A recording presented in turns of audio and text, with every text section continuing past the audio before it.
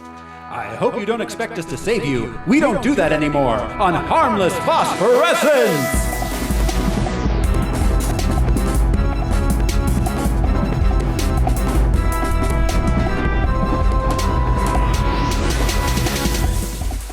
Welcome to Harmless Phosphorescence, the superhero movie podcast where we watch every live-action, feature-length, theatrically released superhero movie ever made in the order they were made. I am one of your hosts, Rose Smiley, and I'm going to steal all the half cents. I'm joined by... I'm Josh Cece, and I can make my own kryptonite. You better start appreciating old Brian Lesh. Alaric Weber, Allstate, 1964. And we are heading this week back to 1983, when the world's population was estimated at 4.72 billion. Sally Ride became the first woman in space on the Space Shuttle Challenger's maiden voyage. Civil War broke out in Zimbabwe. A 5.2 earthquake hit central New York. Richard Noble sets a land speed record. UK passes a law requiring everyone to wear seatbelts. The top songs were Every Breath You Take and Billie Jean. The top TV shows again were Dallas, 60 Minutes, and Dynasty. And the top movies of the year were Return of the Jedi, Tootsie, and Flashdance. And a little film was released June 17th, 1983, Superman 3. So, Superman 3, the third and penultimate Superman movie, directed by Richard Lester again, brought back, written by David Newman and Leslie Newman, music by Ken Thorne. It had a budget of $39 million and made 59 at the box office. So not a hit, but not a bomb. Yeah. Wow. It's a huge budget, though. Yeah, that's a huge budget for 1983. Yeah. So let's take a listen here to Superman 3, the trailer.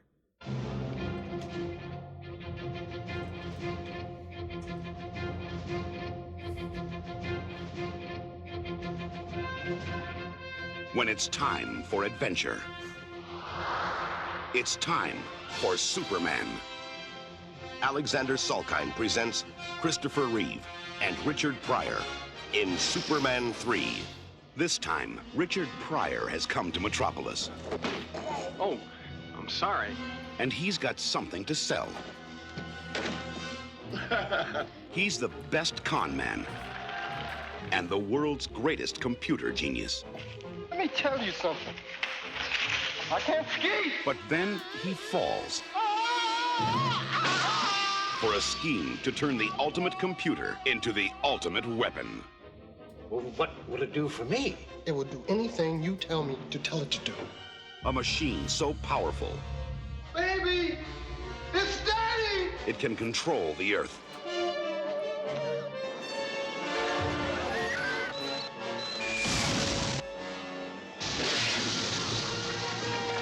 No. Now, getting down to business. Change the weather. You know something? You're a genius. And reprogram Superman. Thought you'd never get here. Well, I hope you don't expect me to save you, because I don't do that anymore.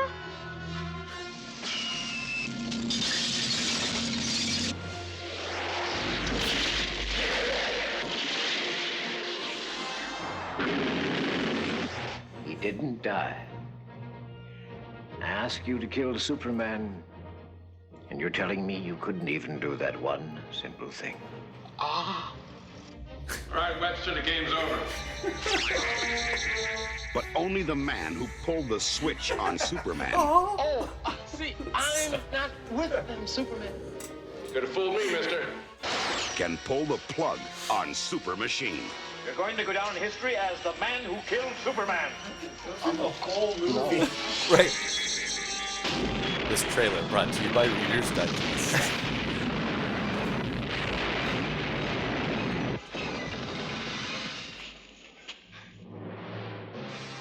Thank you, brother. Superman 3. Watch the trees. That handshake, man. This time is going to be the best time of all.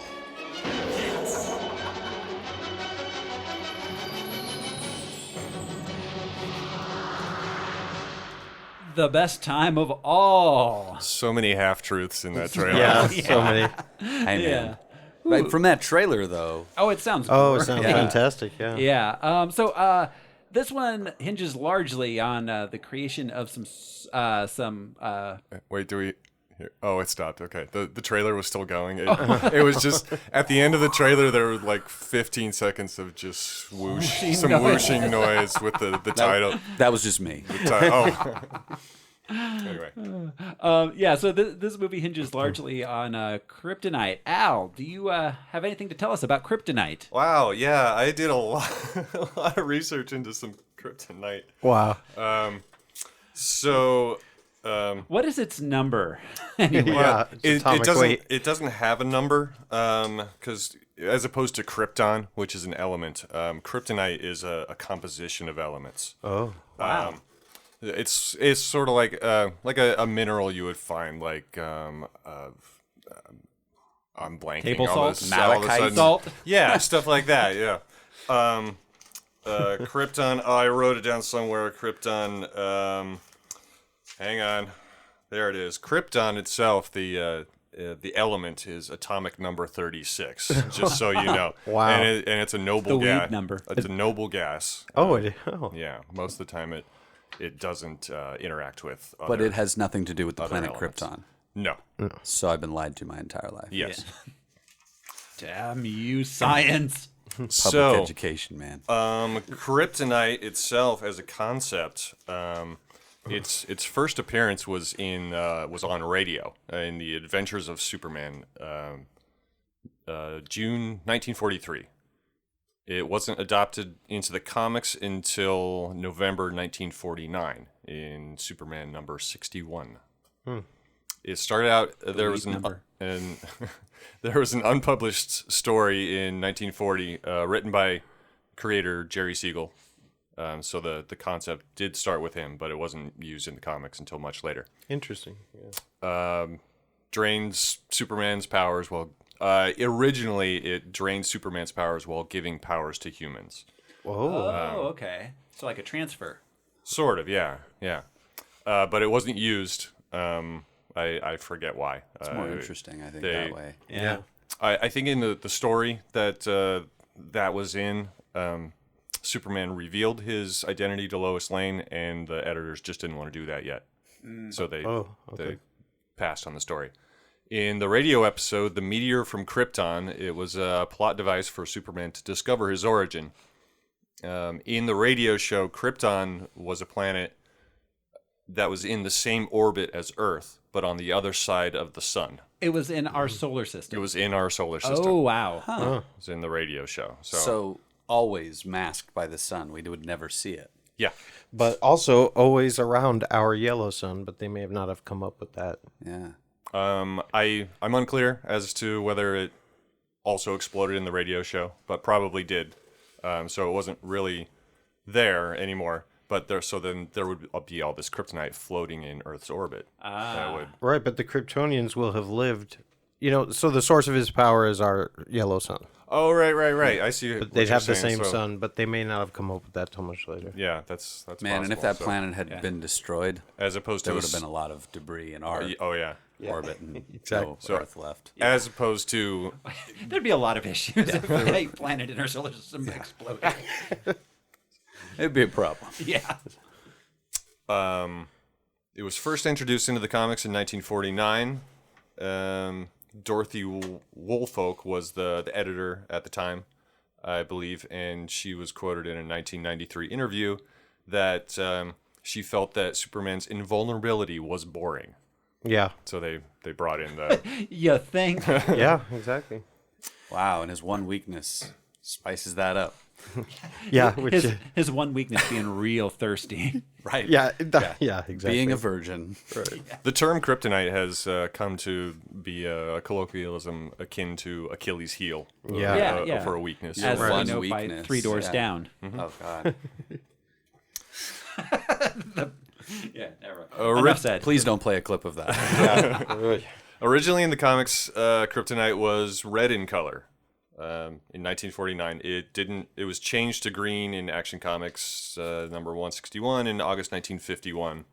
I guess they just liked green better. I don't know. Well, nobody liked red. They ran out of red ink. They needed to save it for the cape. Oh, yeah. Oh, yeah. Well, you think evilness red would have... Yeah, I don't know. Yeah. I have no idea. So the green kryptonite is the most common. Weakens Kryptonians, kills them with long-term exposure, causes excruciating pain. We've seen all that. In some incarnations, it does not affect their other powers, like their heat vision or their invulnerability. So you can't like give Superman some kryptonite and then push him off a cliff and he'll die. You have to wait for the kryptonite to kill him. Yeah. Right. Okay. Diminish his power. And we've also seen that it causes cancer in humans with long-term exposure. Huh. Of course. Monsanto. Yeah. I don't know. Another They just spray it around neighborhoods in the 50s. Kryptonite. Keep those commies at bay. A red kryptonite is another common kryptonite that shows up that came around in Adventure Comics number 255, September 1958. Originally weakened Superman more than the green kryptonite, but later described as causing odd behavior or bizarre transformations, which are temporary and non-fatal. So marijuana. Yeah. Usually Superman, maybe not marijuana, I don't know, because marijuana mellows you out. The red kryptonite would So cocaine. cause Well, it would do like it did in this. Even Yeah. though Yeah, kind of. It would make him selfish and brutish, prickish. Yeah. I mean, yeah. That's why I always thought it was red kryptonite. Well, I mean, the That's weird. parallels to substance abuse are obvious. Yeah. So I've got a couple more pages, and I'm going to run through them really quickly. All right. A lot of these came around in the late 50s, 1959 through the 60s. The 60s, we saw a lot of kryptonite coming out in the comics. As plot devices, and they're different things. There was Fool's Kryptonite, which weakens humans, harmless to Kryptonians. X-Kryptonite, created by Supergirl in a failed attempt to find a cure for green kryptonite. Gives superhuman powers to normal life forms, like Supergirl's cat Streaky. Gained some powers for a while. Can we just talk about the cat's name for a second? We can't just go past that. Do you know anything about why that cat's name is Streaky? Streaky? I don't know. It was really fast. I mean, There's Superman's dog's Or he's name is naked. Crypto. Might have had stripes. Wow. Streaky. Yeah. Streaky. Yeah. He never wore clothes. He never wore clothes. He ran through baseball fields in the 70s. Right. Exactly. Okay, blue kryptonite affects Bizarro Kryptonians. White kryptonite. White kryptonite kills all plant life from any world. Red-green kryptonite alloy caused Superman to mutate. Gold kryptonite, affected by atomic radiation, removes ability to process yellow sunlight, thus removing superpowers. Red, green, blue, gold kryptonite. Gold? Yeah, red, blue. Red. Oh, did I skip? Oh, No, he said gold. I just went through the gold. Yeah. Yeah, So gold. Now it's there's red, blue, green, gold. red, green, blue, gold. Same Man. thing, pretty much different order. The Olympics are hard. Do they all have different effects on Superman? They do. I'm talking about it. You're just not listening. I'm just I'm like saying them all. why so many? This one split Superman into two people: Superman Red and Superman Blue, Wow. and they both had enhanced intelligence. That kind of happens. It's like a Pokemon game. Yeah. Okay. So there was silver kryptonite. Caused altered perceptions, loss of inhibitions, and extreme hunger. That's marijuana. That's the marijuana. Yeah. There was a jewel kryptonite, amplifies psychic powers of Phantom Zone criminals, specifically. Wow, so niche. Bizarro red kryptonite affects humans like the red kryptonite did. Another red-green kryptonite, Superboy loses his powers permanently, but not so permanently. He ends up getting them back somehow. So not permanently. Yeah. Yeah. Semi-permanent. Semi- You know, like semi-permanent. irreversible. We talked about that. Magno kryptonite, magnetically attracted to all substances originally from Krypton. Red, green, gold kryptonite removes Superman's powers and memories. What? A slow kryptonite. That's with seltzer water and a little cranberry. Modified green kryptonite made by Metallo that affects humans like green kryptonite does. A Kryptonite X, supercharged Superman and restored solar processing abilities. This might have been my favorite. In April 2003, Supergirl, Volume 4, number 79, Pink Kryptonite. It was a one-panel reference to Pink Kryptonite, but it turns Kryptonians gay. Wow. Wow. That's awesome. And what side of the aisle was she on in that debate? That she was fine? Yeah. I mean, it was not broached. Like I said, it was mentioned in one panel and then never again. It was a spoof of all the different kryptonites that came out in the 60s. Okay. It's interesting though, because that's like, it's almost implying like it's gonna turn you gay, like that's a weakness or something. Right. Yeah. You know, But, well, I mean, dated in 2002. some way. Yeah, exactly. Yeah, we have elected people who believe the same thing about pink kryptonite. And frogs. Black Kryptonite from 2005 split Kryptonians into good and evil entities. Orange Kryptonite. This showed up in Crypto the Superdog number 4. Provides super abilities to animals for 24 hours. 24 hours? For 24 How hours, does the yeah. fucking Rock know it's been 24 hours? Well, the Rock doesn't know. The body knows. Are these Earth hours or Kryptonian hours? That's true. How do you add that into the dog? Because if you're life, flying like dog west from years? London, The body has certain natural defenses for legitimate like, kryptonite. are these like that's ways of African shutting that down. swallows? All right, sorry, Al. This is just so good. Right on. The last one, I guess I must have been unclear on what it did, but Periwinkle Kryptonite. Shit. Wow, what year did that come out? 2013. Oh man, Chartreuse And that one coming just soon. That just goes well with an occasional pillow. Yeah, That's all it's for. So there weren't just 5. Oh, no, How many colors of kryptonite are there? there were a lot. So he doesn't have The just one reaction. weakness. No, he's got a lot. He might. And one Turn that's gay. Yeah, fabulous. That's awesome. Yeah, that's yeah, exactly. I'd like to point we're 15 minutes in and all we've talked about is kryptonite. Sorry about that. I was going to read Richard Pryor facts, but I forgot my notebook. I have a few. I know quite a few things. Yeah. We can just riff. I had thought the Kryptonite. I'd forgotten that it was green in the movie that we just saw. Right. Because it acts a lot like Black Kryptonite does in later No, incarnations. I thought it was It red. was just the tar, Yeah. right? It was just the inclusion of tar instead of the mystery sauce. right. Yeah. Just to clarify, for That's this what- movie's That's what specific made it kryptonite. different. First Was the- kryptonite, I yeah. guess I should say, because Yeah. there are 2 forms. Yes. Yeah. Yes. So, all right. Thank you, Al, for the background on the kryptonite. Let's move into the development of the film itself. So originally, series producer Ilya Salkind wrote a treatment for this film that was not produced. The original treatment included Brainiac, Mr. Mxyzptlk, and Supergirl. How cool. Mxyzptlk.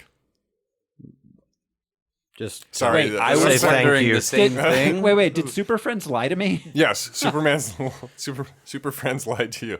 Say it again for the. Mxyzptlk. Wow. Mxyzptlk. Is that like Wow. a specific language, or is that just a made-up word? I guess we're all made what up, but It's Polish. It sounds Polish. It does. it's a Yiddish name or something. My wife's Polish. It's She the did- native. I It's, only speak English. it's the native I'm not- language to the 4th dimension, or Yeah, whatever where he's from. Yeah. dimension he's from. That would have been neat. Those characters. Yeah. Well, and okay, so the treatment is available online. You can read that. It also involved traveling back in time to the Middle Ages. Dudley Moore was the top choice to play the role of Mr. Al. Mxyzptlk. Yes. That's interesting. Yeah.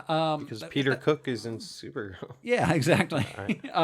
Meanwhile, in the same treatment, Brainiac was from Kolu and had discovered Supergirl in the same way that Superman was found by the Kents. Brainiac is portrayed as a surrogate father to Supergirl who eventually falls in love with his daughter, who did not reciprocate his feelings that she had fallen in love with Superman. So, yeah, they didn't make that one. But there are elements. I feel like the computer at the end is Brainiac. Yeah, Yeah, that was it's got definitely- some Brainiac without stuff going saying on. so, or that's the closest kind of thing. Yeah, totally. This film, both Gene Hackman and Margot Kidder apparently were angry with the way the Salkinds treated Richard Donner, and Hackman retaliated by refusing to reprise the role of Lex Luthor. It seems pretty obvious that they're like, all right, you're not Lex Luthor. Yeah. They're a different evil rich guy. Right. Yeah. It seemed like the same plot. With no mention of Lex Luthor, though. No, not whatsoever. Like, I'm going to do this better than the last guy. Yeah, Just no. like, oh, yeah. Good point. Superman's a villain. Or what? A villain to his own. Yeah, he was weird. And whereas Robert Vaughn. Lex Luthor was all about land, this guy Ross Webster. That's Webster, right. yeah. Ross Webster. Initially was all about coffee. He wants that sweet coffee. He's all about market. commodities. He's just a commodities trader. Right. And he wants to control the oil takers of the world to get coffee. It's like, what about all that oil that are in those tankers you control? It's the go-go 80s, Reaganomics. The producers, after Margot Kidder publicly criticized the Salkinds for their treatment of Donner, the producers reportedly punished the actress by reducing her role in Superman 3 to a brief cameo. Yeah. I'd say. Super brief. Very tan. Yes. Very tan. So Hackman later denied such claims, stating he'd been busy with other movies. He's like, I would never defend Richard Donner. I hate That's a lot. that evil man. So Hackman did reprise his role later in Superman 4, with which film with which the Salkinds had no involvement. Far out. So this is the last of the Salkinds. The last of the soul Well, kind. I guess Supergirl. Oh yeah, we'll get there. That's true. Supergirl. So Ilya Salkind denied any ill will between Margot Kidder and himself. But her trip to Bermuda. Bermuda, was it Bermuda or was it it was Bermuda. Okay, to Bermuda says differently. So there's a different love interest for Superman in this one, if you can call it that. So that brings us to Lana Lang, played by Annette O'Toole. Looking so adorable. Looking great. She's beautiful, yeah. She's probably best known for, according to Wikipedia, she's best known for portraying Lisa Bridges in the TV series Nash Bridges. Oh yeah, Nash of Bridges. course, It's a classic. We grew up on that. Wow. Yeah. She was Beverly Marsh in the It miniseries, Nick Nolte's girlfriend in 48 Hours, the leading role Kathy in the romantic comedy Cross My Heart, and more recently she portrayed Martha Kent, the mother of Clark Kent, in the television series Smallville. She is married to actor Michael McKean. Oh, really? And she helped compose the music for his mockumentary, A Mighty Wind. Wow. Oh. She was Martha Kent for 136 episodes of Smallville. Wow. Which spanned 2001 to 2011. Even more recently, she was in 4 episodes of The Punisher on Netflix. Oh. Yeah. So that brings us to Richard Franklin Lennox Thomas Pryor. The man. The myth, the legend. So Richard Pryor, 1963, arrived in New York City and began performing regularly stand-up in clubs alongside performers such as Bob Dylan and Woody Allen. He began as a middle-brow comic with pretty run-of-the-mill material and began appearing on television such as Ed Sullivan, Merv Griffin, Johnny Carson. His popularity led to his success as a comic, and he got a show in Las Vegas. His first TV appearance was on The Wild Wild West. He did 1 episode. Wow. In 1966. He wrote for Lily Tomlin. That was a big... And the Smothers Brothers. Yeah. So in September 1967, Pryor had what he described as an epiphany. He walked onto the stage at the Aladdin Hotel in Las Vegas with Dean Martin in attendance, looked at the sold-out crowd, exclaimed over the microphone, "What the fuck am I doing here?" and walked off stage. Afterward, Pryor's material changed completely. In 1969, he moved to Berkeley, where he immersed himself in the counterculture. In the 1970s, he was simultaneously following 2 career tracks. One as a mainstream writer and actor, in which he wrote for television films such as Sanford and Son, Flip Wilson, and appeared and the Smothers Brothers. Blazing Saddles. He wrote Blazing Saddles. And appeared in films such as Lady Sings the Blues, The Mac, Uptown Saturday Night, Silver Streak, Car Wash. This one I'm not familiar with. Bingo Long, Traveling All-Stars and Motor Kings. Which Way Is Up, Greased Lightning, Blue Collar, The Muppet Movie, The Wiz, and Stir Crazy. And he did, of course, write Blazing Saddles. He was set to star, but the studio refused to insure him, as his increasingly large cocaine habit had by that time become common knowledge in the industry. So he was going to play Cleavon Little's only role, man. Yeah. Film. That's I don't crazy. think he could have done a better job than Cleavon Little. No, Cleavon Little was and amazing. if anybody could, it'd be Pryor. It would be him, but yeah. It would have been different, though. Yeah. For sure. So his other career track involved being one of, if not the most cutting-edge controversial stand-up comics of all time. He performed obscenity-laced, racially provocative material and had a 1974 certified gold album called That N-Words Crazy, in which he performed routines such as black and white lifestyles and N-Words versus police. Well, and he had either a bit or an album called Super N-Word. Yes. God, we're so white. But yeah, Super, yeah. With the outfit. Yeah, exactly. Yeah, exactly. Let's see, his follow-up was called Something I Said, and in 1976 he released Bicentennial N-Word. So then late in the evening of June 9th, 1980, during the making of the film Stir Crazy, and after days of freebasing cocaine, he poured 151 proof rum all over himself and lit himself on fire. While ablaze, he ran down Parthenia Street from his Los Angeles home until being subdued by police. He was taken to a hospital where he was treated for second and third degree burns, covering more than half of his body. He spent 6 weeks in recovery at the Grossman Burn Center at Sherman Oaks Hospital. His daughter Rain stated that the incident happened as a result of a bout of drug-induced psychosis. So that was a pretty big deal. Yeah. National news. Yeah. and- Yeah. Very big. Well, then it was a joke. I don't know if you guys remember that, right? Just a barroom joke. Take off a match, then you light it and sort of make it go like this, and it's Richard Pryor. You know? So, yeah. Yeah. That was big then. Yes.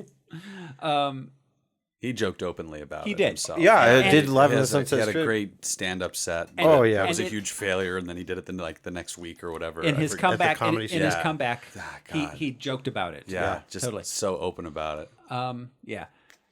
His contributions to the world in the field of comedy can't be overstated. He was one of the most successful and influential comedic trailblazers of all time.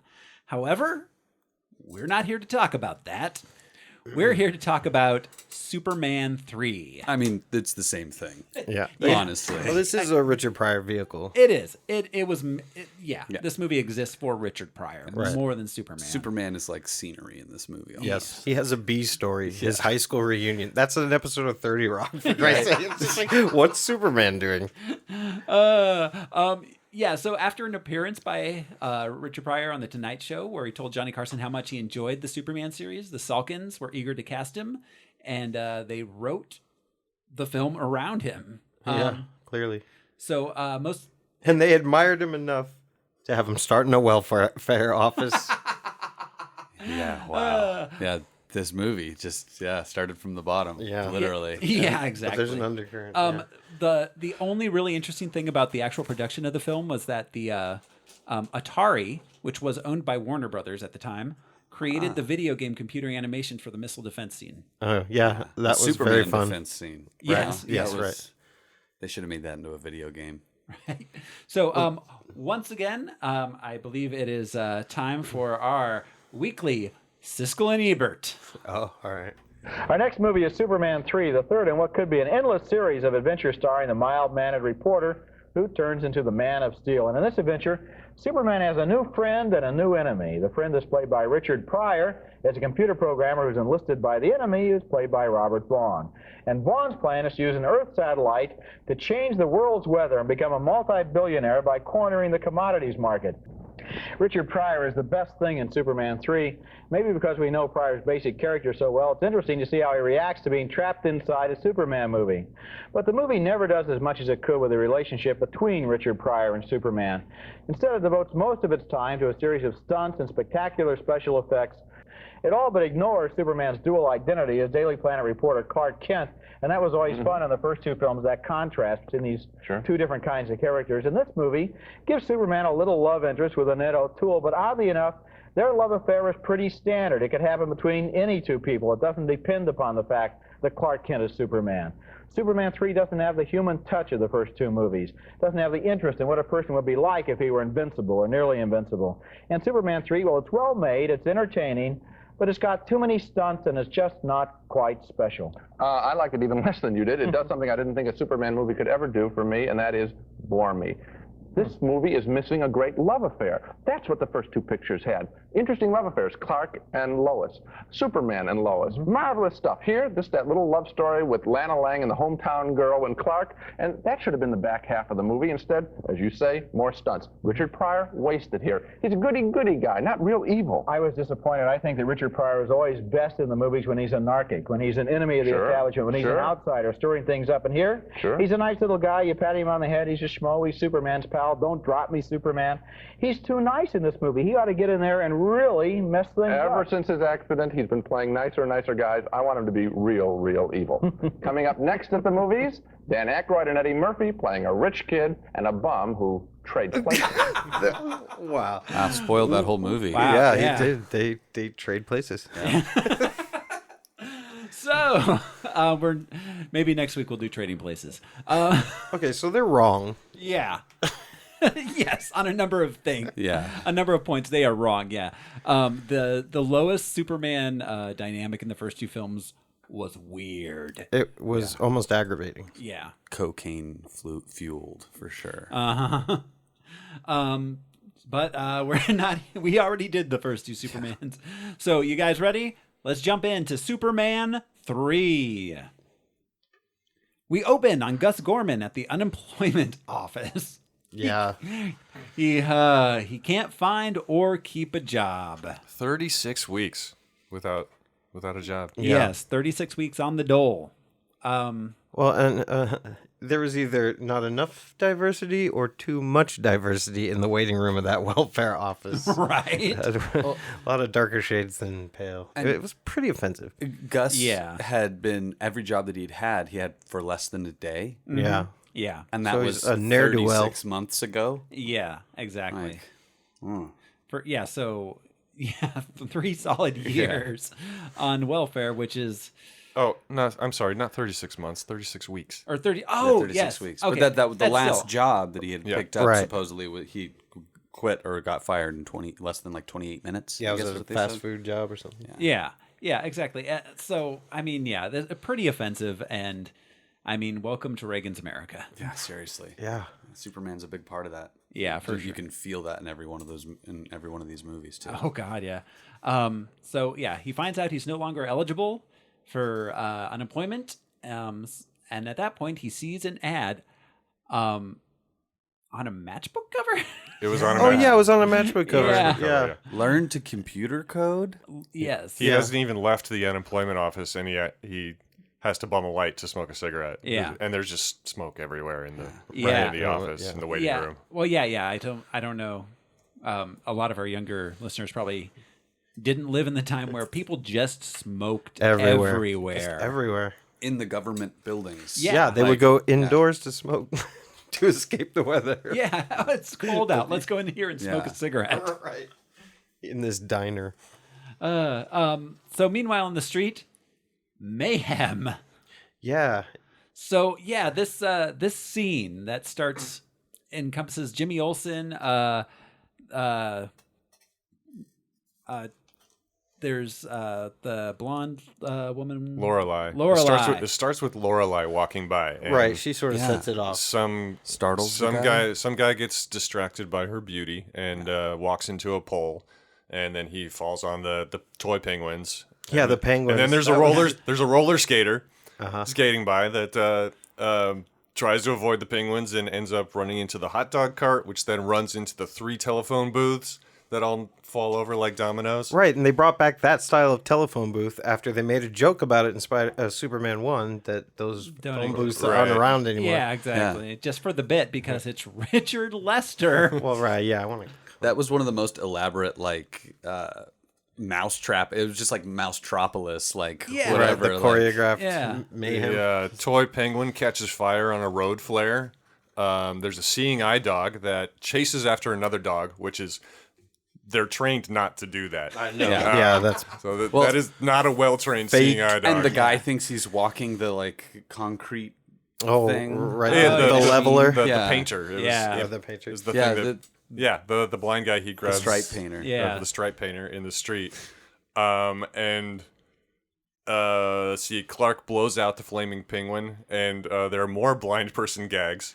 Yeah, there's a lot of blind person gags. He's walking around. The blind man was played by Graham Stark, who was in almost every Pink Panther movie except for the first one and the Steve Martin ones. Interesting. Interesting. Okay. There was a poor guy. He was credited as Man in Cap. He was the guy who fell into the hole, and the blind guy stepped on his head. Oh, yeah. And later he gets a pie in the face from Clark Kent. Right. Yeah. He was also in Superman 2 as the drunk fisherman. Oh. And he was also in at least one Pink Panther movie. Huh. Well, I feel like you could totally... So this is the one that was all Richard Lester. Donner wasn't involved whatsoever. And you could tell he totally has a different take and decided just to have fun, like wacky fun with it.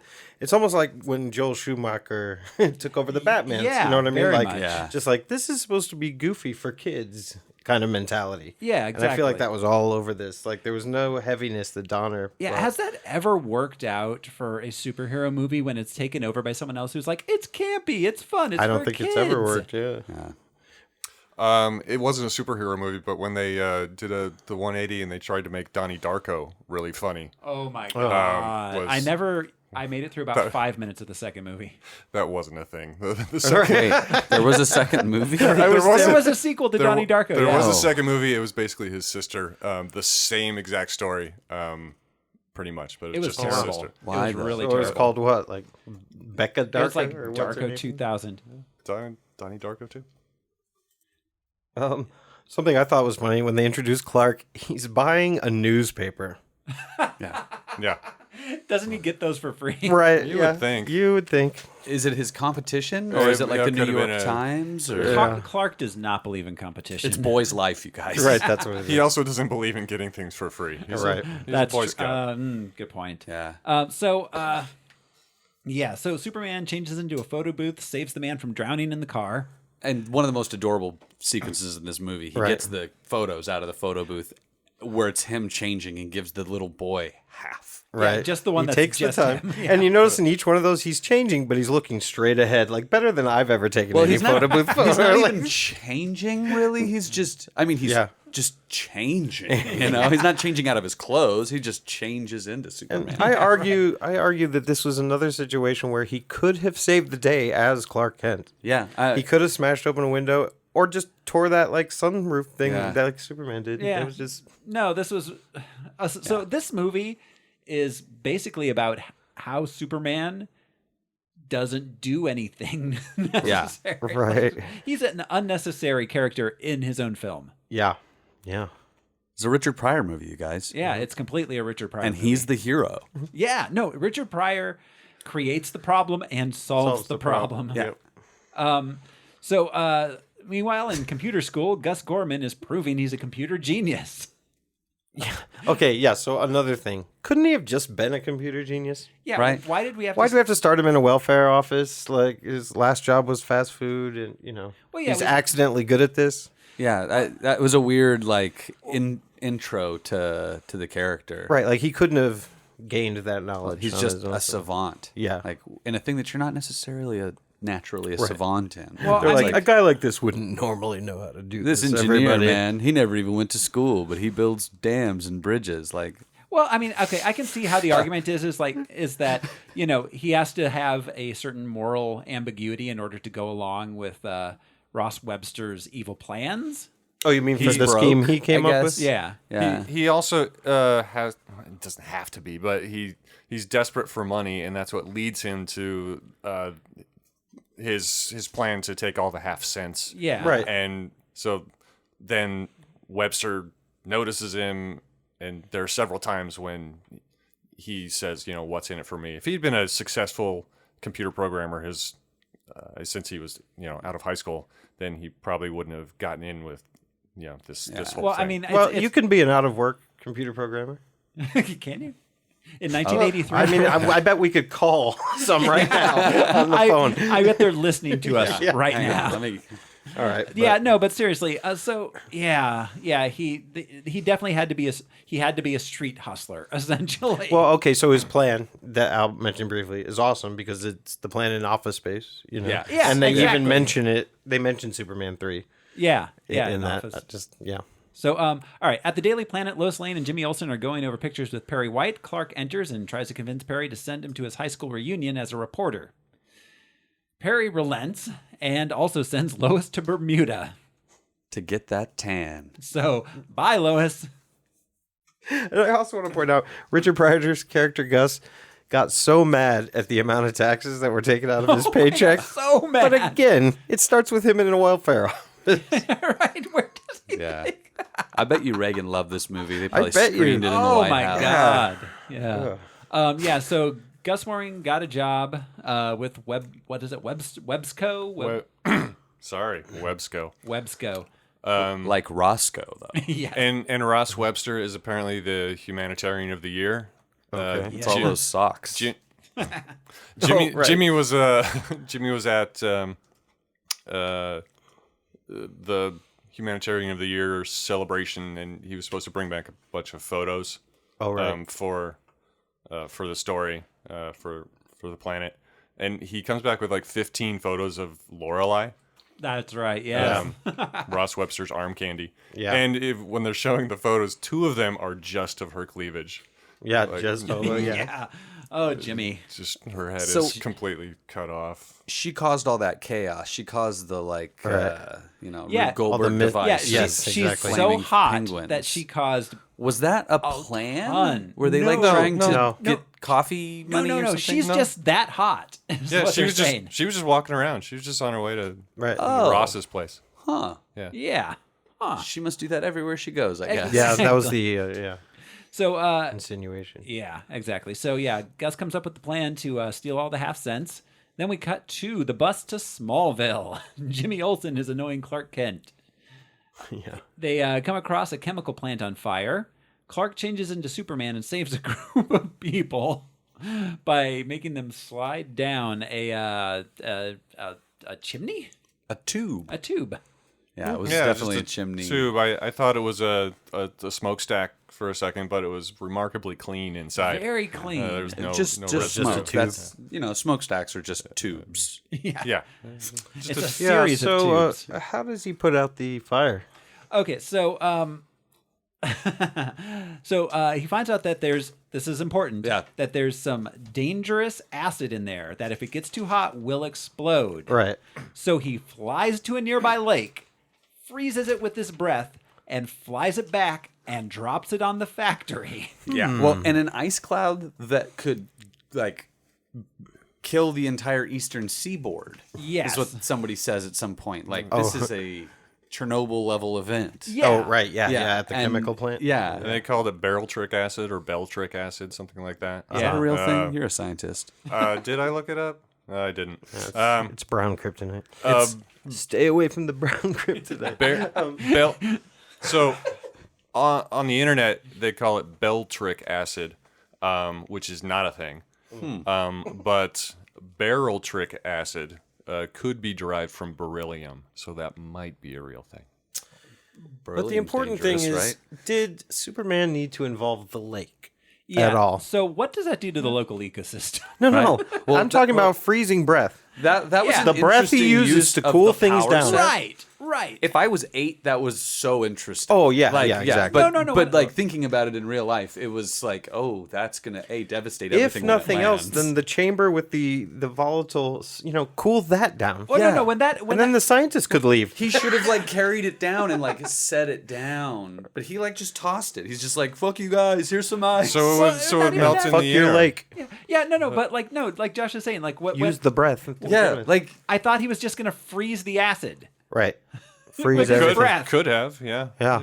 and then Okay, use that's his all I super needed. breath to I blow out didn't the even rest think of that. I like Superman. He was probably just tired. He just got So off he a flies. bus. So he flies 5 miles. Right, and picks up a lake. He needed some flying time. Yeah, Really. That's what it He really was. needed Yeah. some time in the sun, some refreshment. No, But you're right, Brian. Yeah, it it's was to like- make it look spectacular. That but was yeah. a cool use of the power. But so would have been blowing his breath on that vat of acid, which we should focus more time on because it's so absolutely important to the plot of this film. It is.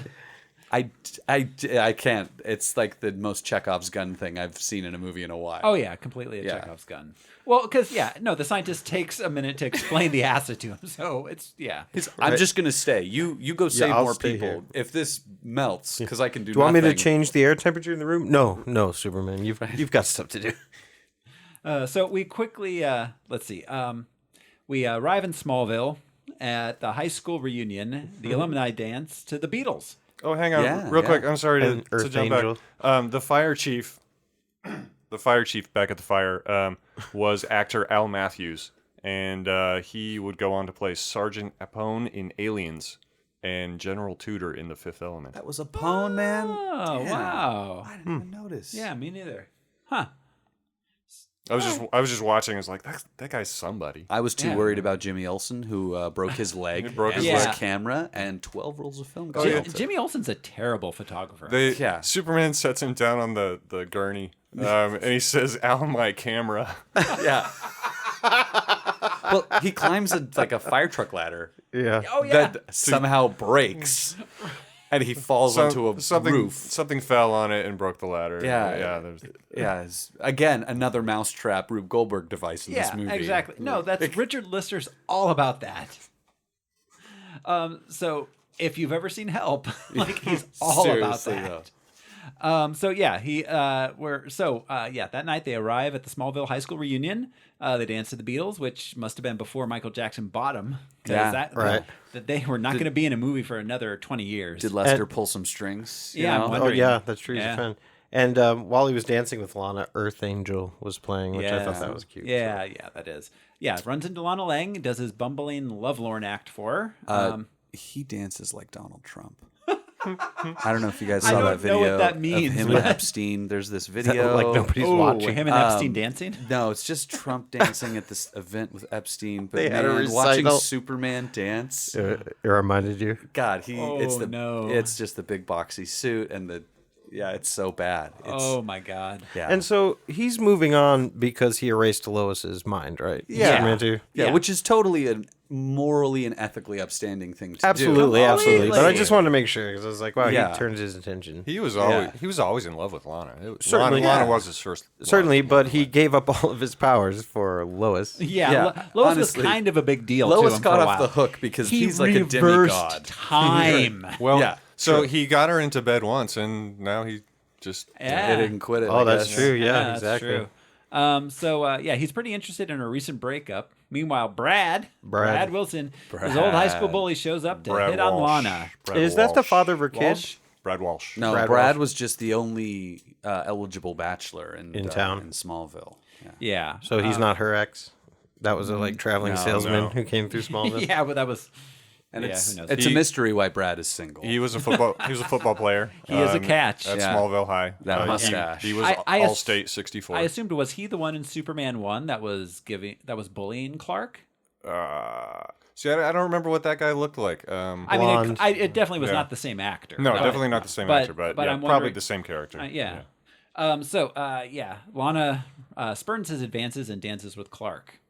Meanwhile, back in Metropolis, we I'm sorry. Lana refers to, maybe this was in the next scene, but refers to Metropolis as the big apricot. Yes. Apricot. Yes. With a little cyanide at the center of the pit. Mm-hmm. Why though? Why that? Well, it'd be, Not to be confused with the Big Apple, which does not exist in this universe. It's very different. But I'd like to point out Chicago does exist in this universe because it shows up later in Supergirl. Yeah, but we're getting ahead of ourselves. So Clark Kent and Lana Lang, they when they say hello, they exchange a little peck of hello, which was odd. It almost seemed like they'd been boyfriend girlfriend before, but they weren't. Clark really filled out, awkward. I think. Yeah, since the last time Lana saw him, and she's like, "Oh, hello." Yes. Wow. And she's looking great. Yeah. Oh, she's looking good. She's looking leave a baby in Smallville good. Jesus. No, he made Ricky and Clark are good friends. Yeah, they certainly are. We a great stepdad or something. Yeah, something. Spoiler alert. We find out that Clark Kent's mom has passed away. Yes. Oh yes, yeah. He hasn't been back since his mother's funeral. Yeah, she didn't get strangled by Zod in the last movie. It didn't happen. No. Sorry, I could have swore that happened. Yeah. So the next day, Clark's helping Lana clean up the reunion, and she laments the small town life, which is where she mentions the big apricot. But that's right, yeah. Like a lot of guys would love to be where I'm standing on a ladder, Clark. Meanwhile, back in Metropolis, Mr. Ross Webster, the CEO of Websco, is informed that $85,000 is missing. The accountant blames computers. Lorelai, his psychic nutritionist, bursts in. Psychic nutritionist. That made me chuckle. For a massage. She came for a massage. She came for a massage. And technically the hottest woman in Metropolis, it I would guess. appear, yeah. She went on to be an SNL cast member. Oh, really? Was that in the season that was... Belushi was in it. so- Billy Crystal was in it. So early. Yeah, she's great in this entire movie. Yeah, I think she's cute. Yeah, she's like closet smart. Yeah. Like they have her reading Kant. No, and- she's a great character, actually. Yeah, she was one of the better parts of this entire movie. Totally. I agree. He tells the room whoever embezzled the money is too smart to get caught. Irony cut immediately to Gus showing up in a sports car. Yeah. So the accountant didn't know where this money went to, even though it was paid out in the form of a check. Yeah, for the exact amount. Yeah. Well, he only knew it was missing. He couldn't track it. So I assume Gus was covering his tracks. Okay. But I mean, you see that your ledger is missing like a dollar amount. Yeah. You think And then you you'd can be see- able to like if anybody's ever worked a register in their lives. Well, you can see where and even based on their logic, it should have taken longer. Yeah. Yeah, that's a lot. It's a lot of people at this really company. fast. Yeah. Well, all the half cents were just floating out. No, I out dig, in the but- ether for Office Space decades again. or something like that. Was he It surprised? was a buildup of half cents. I thought it was. Yeah, like, how is it a buildup? Where it were was they? a cumulative $85,000. I It's thought a it was just like remainder. whatever was processed in that week or day. or No, whatever. I don't think so. Then it had to have been going in another account. The guy who was explaining it to Richard Pryor, Gus Gorman, rather, he said that the half cents were just floating around out there, like they get shaved off. They don't. Yeah. They're just floating around in the computer. The computer knows where they are. But The half cents are floating around. All right. Okay. So just go with it, man. Yeah, I'm going with it. We're I'm with it. already suspending Yeah. disbelief that Yeah, Richard you're right. Pryor is the world's greatest computer hacker. Yeah. But anyway, Overnight. when he receives Overnight. the money, he gets his normal paycheck, and he says like, "Hey, don't you have another check in there for me?" And the guy's like, "Oh yeah," and he pulls it out. So it's got his name on it. Yeah, Right. No, it has his name on it. And, yeah, exactly. But they don't realize who it is until he pulls up in his new Ferrari. Right. Exactly. Which is so awesome, by the way. Yeah. Yeah. Yeah, that was a nice looking car. Gus, where are we? So, meanwhile, Smallville, Clark, and Lana are bowling. And isn't there a joke Like about one the does. kid being drunk? Or Clark's like, all he had was chocolate milk. Oh, that's right. Yeah, because he's bowling so badly. Yeah, something like that. Worst bowler There's ever. a joke about a drunk He's kid. a terrible. No. Because Lana looks over her shoulder and Brad's at the bar. right. And she's right. So yeah, first she's very distractible.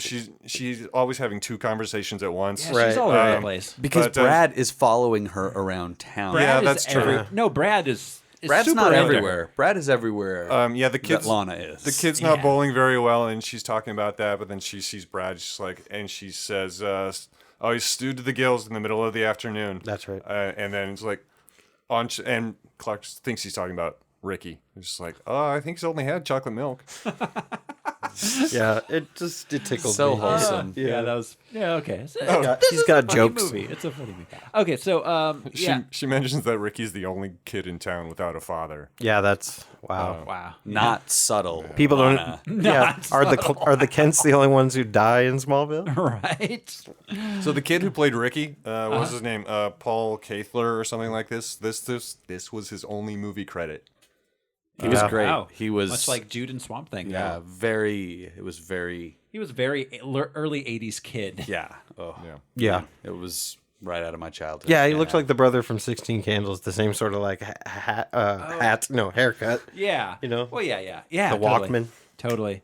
So yeah, Brad tries to butt in to help Ricky bowl, and Clark uses his powers to smash the fuck out of the bowling alley. He sneezes that frame of pins into smithereens, except for the one up front. Yes. Right. Is fine, but the rest are just splinters. Well, and at first when he starts messing with the ashtray, I'm like, oh my God, like just over the top clumsiness. But then I realized that's how he had an excuse to sneeze. Yeah.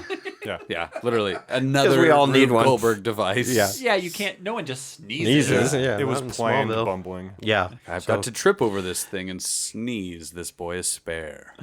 Back at Metropolis, Gus is called to Ross's office. Ross has designs on ruling the world.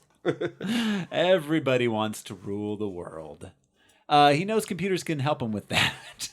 He's not sure how, but he's heard they're a thing that's happening. I know. So computers, so AI is simultaneously in control of everything and also never works, those confounded computers. Right? No, I mean, the conception of computers in the 1980s was insane. Yeah, they had no idea what they were for. No, nobody that made a movie had any clue what a computer actually did. He wants Gus to help him destroy Brazil because of coffee. Sorry, Colombia. Colombia. Yeah, which has two. Wait, weren't they talking about Brazil at one point? Well, coffee also comes from there, but Yeah, they were talking about because Colombia he makes the joke about Colombia because they were the only country that was not cooperating. Okay, Colombia. Well, and he makes the joke about their two main exports from Colombia: coffee and. Mm-hmm. Yeah, which I think the cocaine. entire time the coffee was just him like wink, wink, nudge, nudge. We're not talking about cocaine in a Superman movie. Oh, I hope that's it, because It was otherwise the- he's it was the another 1980s. Lex-type moron. I really thought it was coffee. Ronald Reagan would have loved the shit out of this movie. Yeah. Oh, We're so stopping the Colombians. That would make it way cooler. Yeah, like because If once that's- again, it was a villain who just had white collar aspirations, like Yeah, Lex no. Luthor. Like, just go to Wall Street. Just be a regular villain. You don't have to be a super villain. It's like, no, I want to fuck with Superman. Webster this is a good says idea. Webster says he wants to control the coffee prices. And you know, it's easier to control coffee prices than cocaine prices. I feel. Really? I don't know. I think there's a lot more players in the coffee world than the cocaine world. Well, coffee only comes from like 3 or 4 places on the planet, so it is an expensive commodity. But I think you have more control over the cocaine market if you're a cocaine dealer. Needless to say, it's a good thing that because Howard you Schultz set your own prices. It's not market driven. is not the president of the United States. We'd be paying hundreds of dollars per cup of coffee. That's right. Right. So and even more for our cocaine. Not to make this a political podcast, but don't touch my coffee. Ross has an awesome bar behind that spinning wall. Ross's office is insane. Yeah, that was definitely Lex Luthor's He's already office doing well at some point Yeah, that they he's- just like refurnished. He's super rich. He has a ski slope on the top of a building. What does he need? Wait, all of this. for? Was the ski slope there already?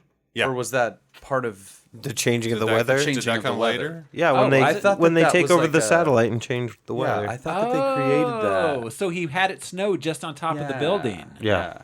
Interesting. So yes. Anyway, yes. sorry, not he to get ahead of instructs Gus to hijack a government weather satellite to quote make weather. Yep. Yeah. That's what they do. It's Gus- like That's exactly what satellites do. Gus questions his motives at this point. He's like, "You're already a rich man." He basically Right, says, right. Because and he has scruples. Are you on the up and up? At which point, Ross Webster, he quotes, he thinks it's Attila the Hun. He says, "It's not enough that I succeed. Everyone else must fail." Right. Yes. Yeah. He thinks it's Attila the Hun. It was really Richard Nixon. Hey everyone, Thoreau from Harmless Phosphorescence here with a message for you. Yes, you listening to me talk. Did you know that the Harmless Entertainment Network has a Patreon? That's right, you can join in and get extra fun like a Star Wars Harmless Phosphorescence miniseries, a patron-only Q&A roundtable episode. We have great bonus episodes of audio dramas like Attention Hellmart Shoppers in 1994. But not only that, if we reach our next patron goal, we'll do a monthly bonus Harmless Phosphorescence about a patron-chosen non-superhero movie. Plus, there are great new shows on the way, and if you're a patron, you'll get to hear them first. Head over to patreon.com/harmless entertainment today, and for the price of a cup of coffee, you too can join our super awesome superhero club. Now, back to the show. Meanwhile, at the Daily Planet, there's a couple that's won a trip to South America. Colombia. Colombia. To Colombia. Colombia. The wife, the female winner, she was the waitress in Superman 2. Really? Metropolis is a very small town. Yes, it is. So Ross sends Gus to Smallville so that he doesn't attract attention in his weather manipulation scheme. Yeah. Okay. That's all right. That's why. That's a thing that happens. Yep. Yeah. So in the field, The Websco subsidiary in Smallville is the Wheat King.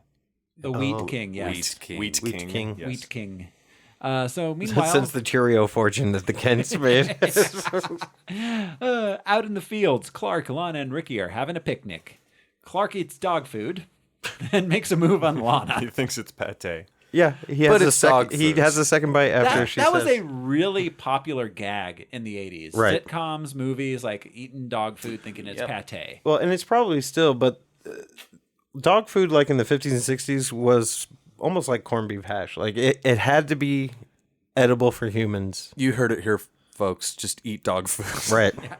Superman does it. Yeah, now kids. it's not quite the same recipe. Yeah. Now it's You worked at a pet store. Yeah, you owned a pet store. But, like if your baby crawled up to your dog dish and ate it, it had to be fit for human consumption. I am not a superhuman. Hobos were Could I eat dog food? Absolutely. So you too can eat dog food.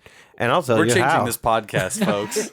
No, seriously, you could eat dog food. The thing isn't so much the ingredients as the mix of vitamins that are put in would probably make you sick because it's formulated for dogs. Yeah, You get the diarrhea. vitamins. Definitely shit weird. Yeah. Yeah. You hump Needless things. to say, Superman doesn't digest things You the would same way. chase I would cars. think, but just curious.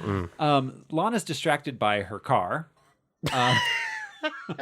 She sees the oil pan leaking. Yes. Yeah, that's She's like, my oil pan's leaking. Clark, can I tell you something? My oil pan is Right? Yeah. Sorry. That's so great. That was in another incident of just she's highly distractible. Right. Very. And I didn't notice it, but you're right. Later goes on to be distracted by a squirrel and then a shiny object. She's great though with the car thing. She's like, my car cost me so much money. I learned how to fix it myself. Yeah, It's just good like for her. that's such a real single Yeah, mom no, kind of thing. So I mean, there's Lana and Clark's non-courtship is really, really sweet and entertaining, but it has nothing to do with Superman At all, or Nothing. the movie, Nothing. or anything. Yeah, it's a completely different movie. I mean, But he yet- becomes Superman in this moment. And he even all right up to the end, still he wants her to be in love with Superman, where it's sort of the opposite. She seems to like Kent as opposed to Lois. Yeah. But then he brings her a diamond and says it's from Superman. Yeah, why why? can't you bring her a diamond, Clark? And then just say that, I don't. Does he think that she figured it out? Or does he like? I don't play think the so. foil? Is that No. Superman's fetish? Is he just like I mean, maybe once he- a woman finds out, I have sex with them, and then I wipe their memory, Right. And then I Yeah. find another woman to Maybe do maybe this he to. can't believe that someone would be in love with Clark and Man. not Superman. Maybe that's I mean, his what hang-up. these movies have taught me more than anything else is that Superman needs some therapy. Yeah, seriously. Like he certainly major does that, therapy. right. I mean, his parents were killed in a tragic accident. He is a refugee and an orphan. That's right. Yeah, yeah. Can we talk about the sock He killed his own father. Killed his own father. by running by too running fast. too fast like an ass? Yeah. Yeah, Robert Vaughn's bit about the socks. He's never worn the, and that's just a rich person thing to say. But I love. yeah. Then Yeah, then that's- Gus wants more information. That's what. Yeah. What do I you don't do know. with the I guess socks? we donate them. But he calls them hen wipers. Yeah. Wipers. What does that mean? I don't know. Yeah, his socks turn into hen wipers. I guess he believes that hens get their Well, and asses wiped. Pryor socks? says they don't turn him into new socks. He goes, ooh. Wow. Gus, you've got a lot of good ideas. I'm gonna corner the sock market next. And this guy's going to try and take on Superman. Exactly. So, Clark's super hearing back in the fields of Smallville. Clark's super hearing detects Buster the dog crying over an unconscious Ricky. He didn't hear the kid fall. No, so No, like the but kid there was, is a big rock, the kid was just running, tripped, hit his head on a rock.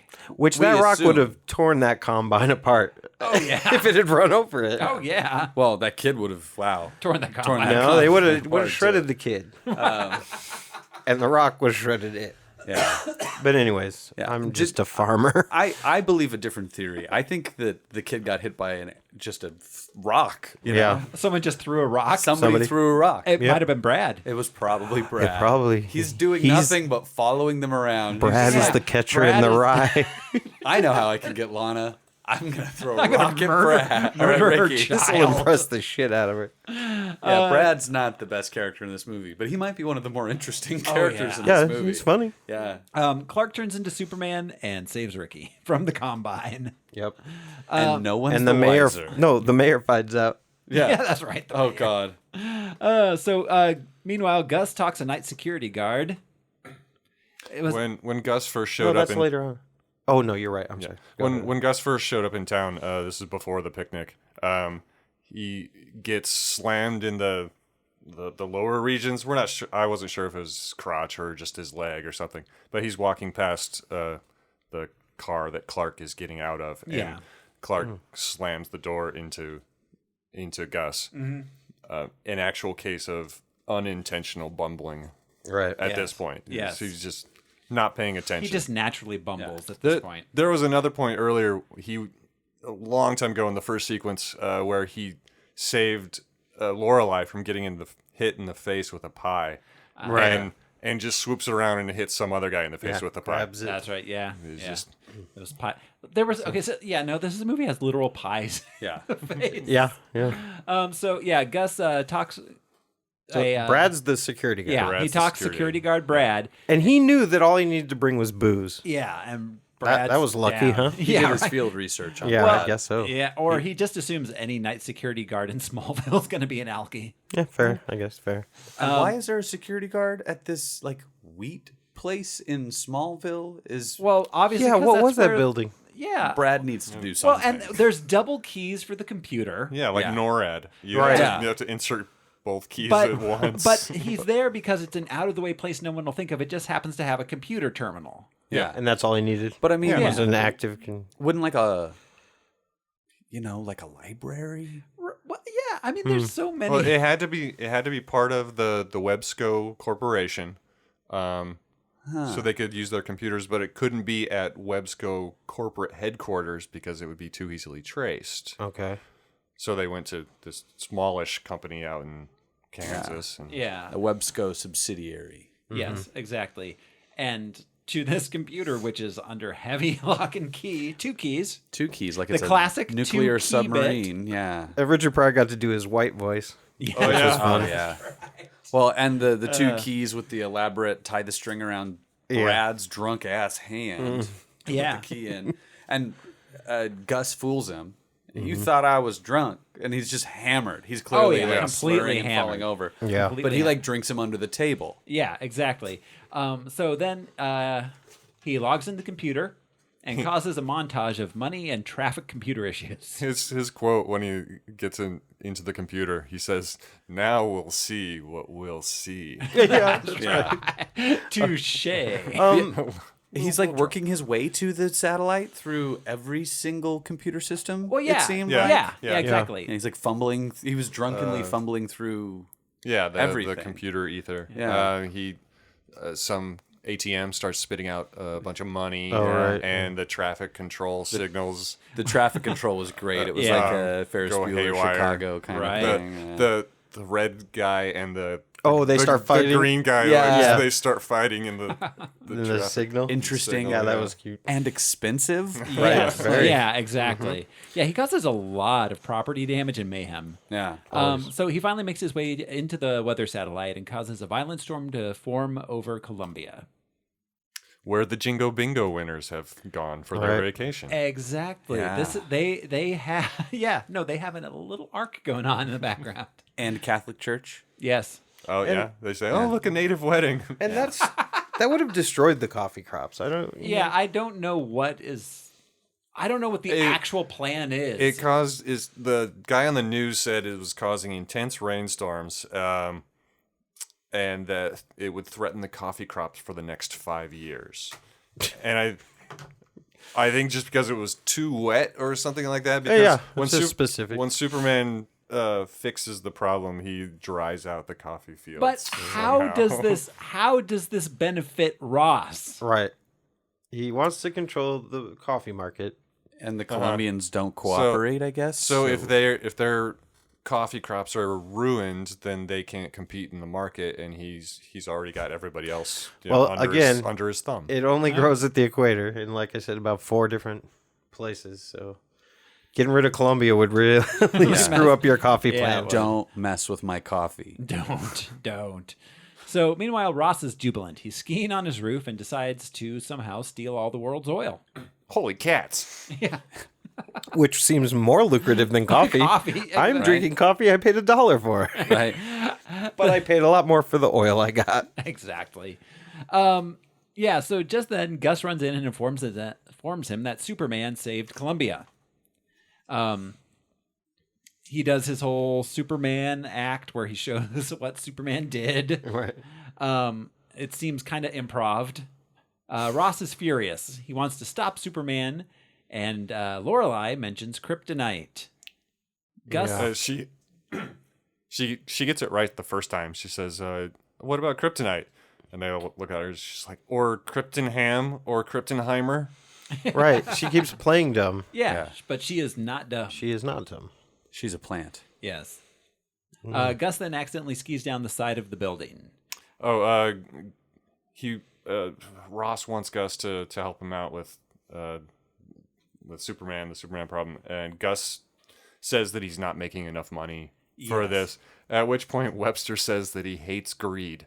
Yeah, he does say that. Like, I don't believe you. Well, yeah, because when old white men do it, it's not greed. Yeah. I was born rich. Yeah, exactly. I'm not greedy. A small. So how did loan they of $1 million. know the chemical composition of kryptonite?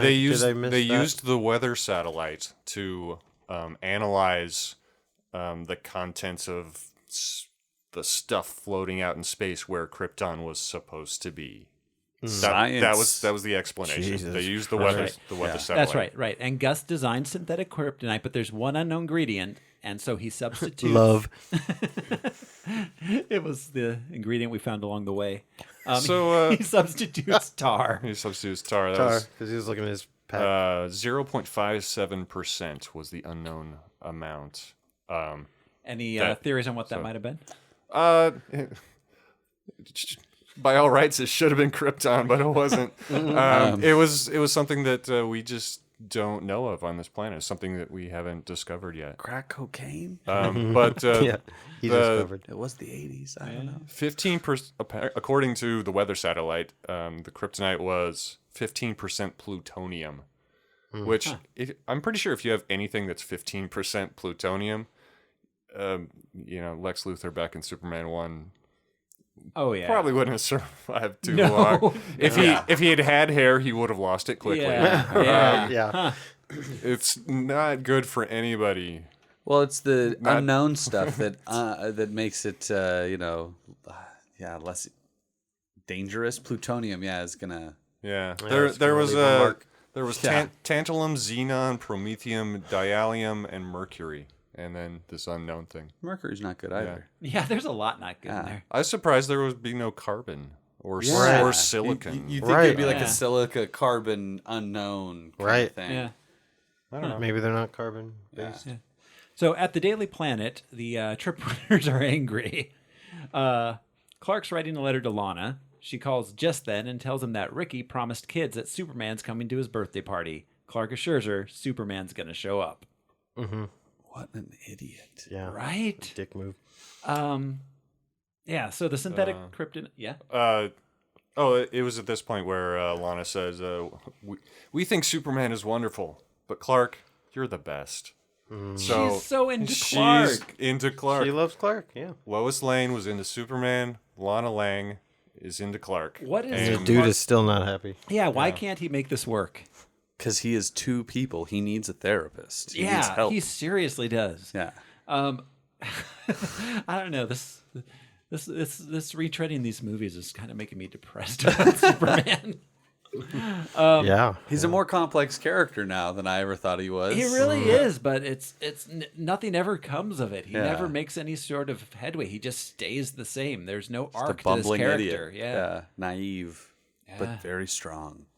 Very strong. Will and character and strength and Superman. So dumb. So, so dumb. Back at Smallville, there's a parade for Superman. Gus arrives in a Jeep, pretending to be a general. A very Patton-esque general. Yeah, he totally. has the pearl-handled pistol and the helmet. Yeah, And no, the this is riding, a tank commander. This is just riding Richard pants. Pryor doing Patton. Literally doing Yeah. Patton. It And was great. he gives a speech about plastics. Yeah, about how wonderful plastics are. We all love them. But just to expose Superman to kryptonite, tar kryptonite. Yeah, this was all a ruse just so he could hand Superman something. Yeah. Exactly. Which was And his so is it just fabricated kryptonite. is it just that contact with it?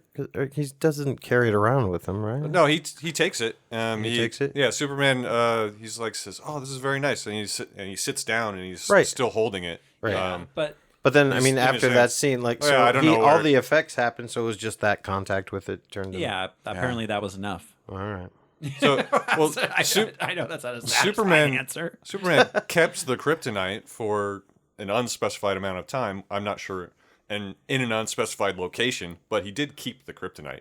Right. Yeah. Tar is sticky. But he wasn't so- carrying it around, so okay.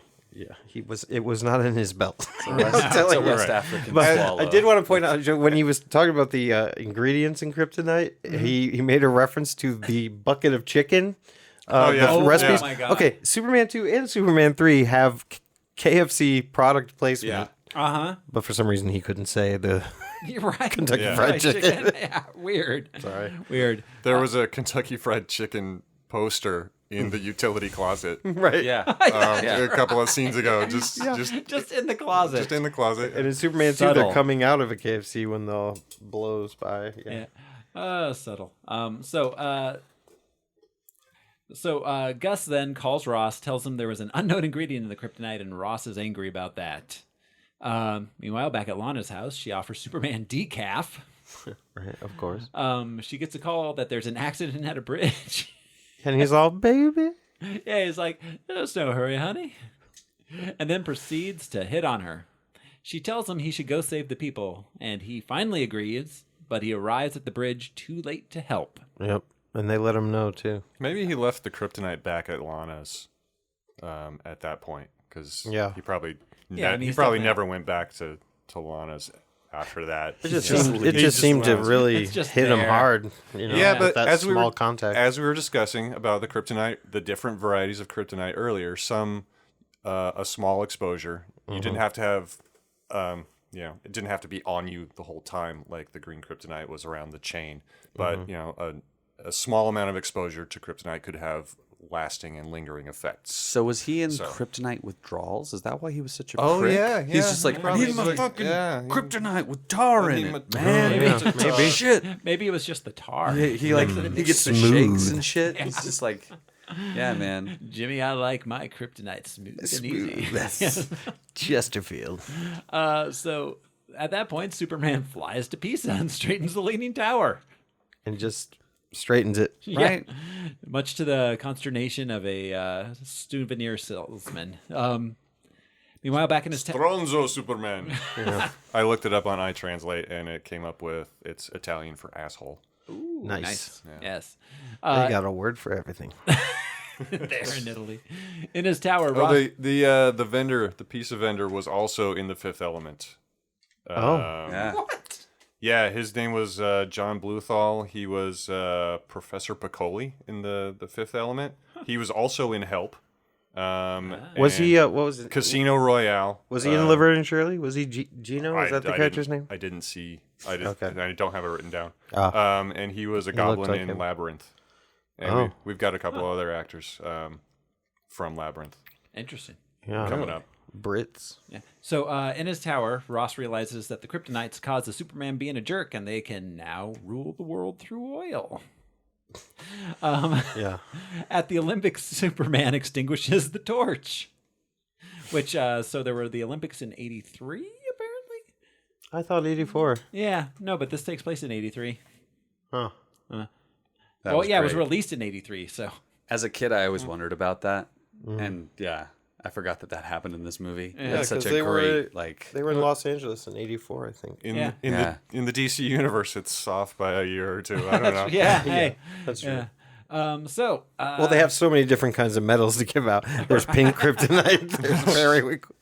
Well, and he was such a mild version of what a bizarro Superman could have been. Yeah. Right, He did right. not rise to the like God King level of like insanity. He was just Honestly, just it- like he just wanted. Just I don't give a shit, man. It- You know, I have need a my fix. real He's big just question disaffected, when we yeah. get to it. Well, it didn't even occur to me until this watching, which honestly is probably the first time I've watched this since I was at least a teenager, if not a child, that this was their attempt to do Bizarro Superman. right. Like, it just never occurred to me because Right. it's so mild. And so then Lorelai is on top of the Statue of Liberty and Yes, sort of yes. as bait.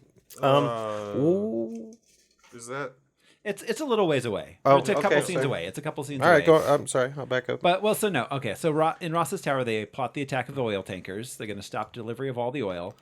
Gus is getting angry. He wants to know when he gets a taste of that sweet, sweet money. Lorelai is reading a critique of pure reason by Immanuel Kant. Yeah, and then she analyzes it a little. So I really have to give it to Lester with all of this background character work. Mm-hmm. Yeah. I can't really give him much for his foreground character work. Hey, you take it back. Richard Pryor is a saint. Well, okay, he's yeah. fantastic. He's I Richard don't- Pryor in this movie, and that's all that matters. Well, I don't think Richard Lester had much to do with Richard Pryor Yeah, being exactly. Richard Pryor. Right. It's just a miracle he showed up on set every day. and- Exactly. But like even his sister, the bad guy's sister Vera, like Yeah. that's an archetype. Like they've kind of used her. She reminds me of Frau Farbissina in the Austin Powers Totally, movies, kind of. totally. But yeah, I feel like that even her look and attitude had been used after that. The introductory joke, the like, oh, I didn't know your mother was here. Yeah, right. Yeah. I'm his baby sister. Yeah.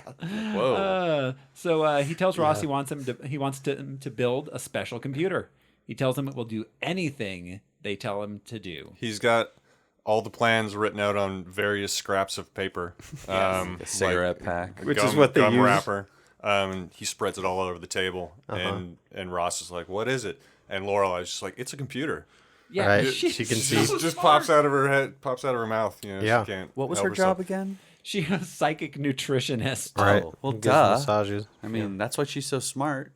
She's just reading his mind. But this was probably the sexiest moment for Lorelai because her voice dropped a little bit. It wasn't, that high pitched Right. voice that she Yeah, the puts cartoon on the whole baby voice. time. Yeah. And just like, it's obvious she's smart. Yeah. Yeah. No, that was Quite awesome. smart. So Gus stops the oil tankers and makes the wells stop pumping oil. Ross is jubilant, but there's one tanker not stopping, and that captain, Oh, yeah. played Salty old golf, dog. is just like, no, I'm not stopping. Well, no, none of them had a British accent, Okay, but it was a right. British vessel. Yeah. It's like, It said right on that's it. true. Yeah, it was a British vessel. But and it's so nobody had funny. the There will be accent. so many times when it's not appropriate for characters to have an English accent, and they do. Yeah. It's like ancient Rome or something, you know. Or Yeah. the kid in Superman 2. That Or was the British. Yeah. Don't hurt my father, Like, Yeah. dude, it's Ohio. What's wrong with you? Mr. Zod. We're on the- vacation. The tanker captain was just another bowl of gruel, please, Mr. Zod. The tanker captain was portrayed by actor Robert Beatty. He was in 2001, A Space Oddity, Dr. Ralph Haverson. He was in Labyrinth, The Left Door Knocker. Oh. That's some good work. So wait, was Halverson one of the guys on the moon in the very beginning? I don't remember. I imagine he was in the meeting where they were, Oh, yeah. And we're going to see him again in Superman 4 as the U.S. president. Oh, dope. Quite So a he's promotion. moving on up. Yeah. From tanker captain to U.S. president. That's No, right. You know No, why? no. Because he defied this villain. That's right. That'll get you votes. Yeah, well, no Ratzenberger in this movie. Yeah. It was sad. Yeah, the salty old dog scene was great, though. It was just like, Yeah. of course, there's one ship where he's like, nah. No, but I mean, he left an impression. I Yeah. mean, the captain was great. Yeah. So at the Statue of Liberty in Metropolis, Right. not New York, Oh, yeah, that's right. Lorelai is pretending she's going to jump. Half-heartedly pretending she's going to jump. Superman shows up and says he's not going to save her. She says she'll do him a favor if he'll do her one. Yes. She says she's long past saving. Yeah. Right. She's just here to fuck. Yeah, no. Which is basically. a She's- big question that we all have to address. Yes. Yeah. So what? Yeah, coming on. What sort of physical contact did they have? Yeah, there Superman was, like, and some- Lorelai. There was some framing of those shots, too, that was really, like, provocative for Right. the Superman character. Yeah. Right, she kind of And dips Christopher down, right? Reeve Almost. to be comfortable doing these scenes, too. It Yeah. was there had to have been some, like... But did he not convincing. have to lose his powers? to do it with Lois? So yes, right? He did.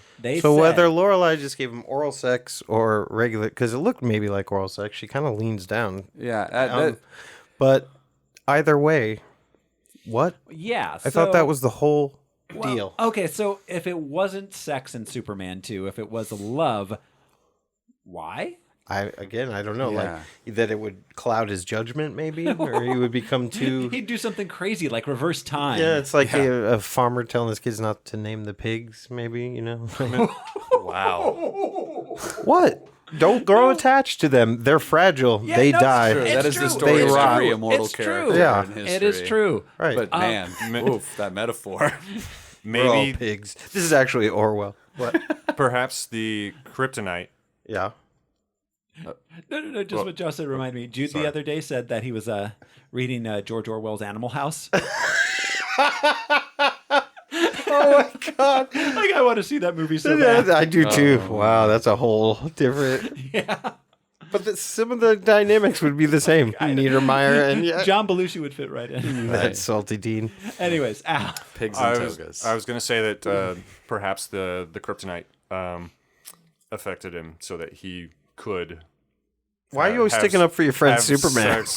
Have sex with a human being, but still fly. The crystal chamber, like I said, different kryptonite affects Superman in different ways. It's not always the same. Yes, you're saying that with a long canon. They also just didn't think about it. sexual organs differently. Of course. Yeah. There's a whole subgenre of fan fiction about this. There's ribbed kryptonite for her pleasure. Yeah, we can retcon the hell out of this. Totally. But, all right, sorry. Read my fan fiction. You can find it on DeviantArt. The crystal chamber that robbed him of his powers in Superman 2 was a different version of kryptonite.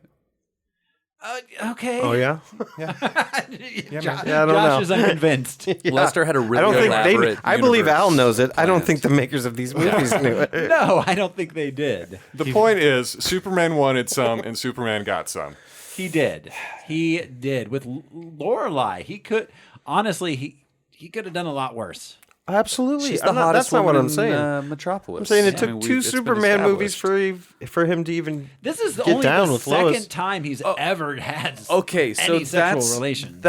that leads me to my question about Lorelai. Was she written this way so that Superman was not just like with anybody, A random as blonde like bimbo. an evil Superman? They needed to redeem him in some way because she was brilliant, yet compromised. Yeah. Like it takes away from her being like a cool character written that way. It's like, maybe they wrote her that way so that Superman was not sullying his own character by slumming it. It's one thing to be kind to Lex Luthor's girlfriend. It's another thing to like Oh be yeah, evil and sleep because with there's her. no way. I mean, he Ronald would, like- Reagan's watching this movie in the White House, you guys, and we need to make sure that he is very happy. Yeah, there's no way he's lowering himself to Lex Luthor's girlfriend. Oh yeah, no. And, Tess she's Moster. usually got Yeah, like Mrs. a Tess German Moster. accent or Russian accent or some her name. I don't know. Yeah, she was very straightforward American. Yeah. So, anyways, moving on. So she convinces talk about her all night. Superman to stop the tanker. He causes a major oil spill. So, Yep. Just rips it right open. Yep. Exxon Valdez's it. Didn't she tell him to make it go to where she wanted it to go? He's like, this boat's not going where I want it to. Yeah. No. And then he punches a hole in it. Because he just stops it. Why didn't he just pick it up and like drop it where the other ones were? Because he's a jerk now, or Like, the he's ruining kryptonite affects him differently. The world. Yeah. That was like the biggest douche move of the whole movie. He's like spilling oil. Oh god, yeah, he's ruining. Yeah. Between that and the lake, the ecosystems this man ruins. Reagan loved this movie, you guys. 2 thumbs up all the way.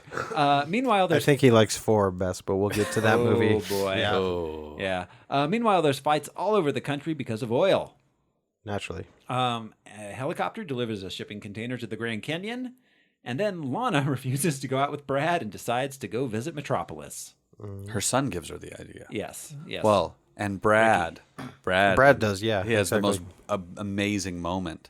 Brad Brad's calling from the bar payphone. Yeah. Yeah. Yes. But he tells her, like, this is the best you'll ever get in Smallville. Or What you'll else do never- you have in Smallville? So I thought she was going to move, but it was just a trip to Metropolis. She's like, fuck this. I'm going to go on that date with Clark. So here's the question. Why is no one trying to help Brad with his obvious substance abuse problem? Because that's Brad's problem, and this is fucking America. Yeah, that's Smallville. Yeah. Come on, you look. Ugh. Yeah, that was really to each rough. his own. The town drunk. The conversation between Lana and Brad was kind of cute. They both had some funny lines.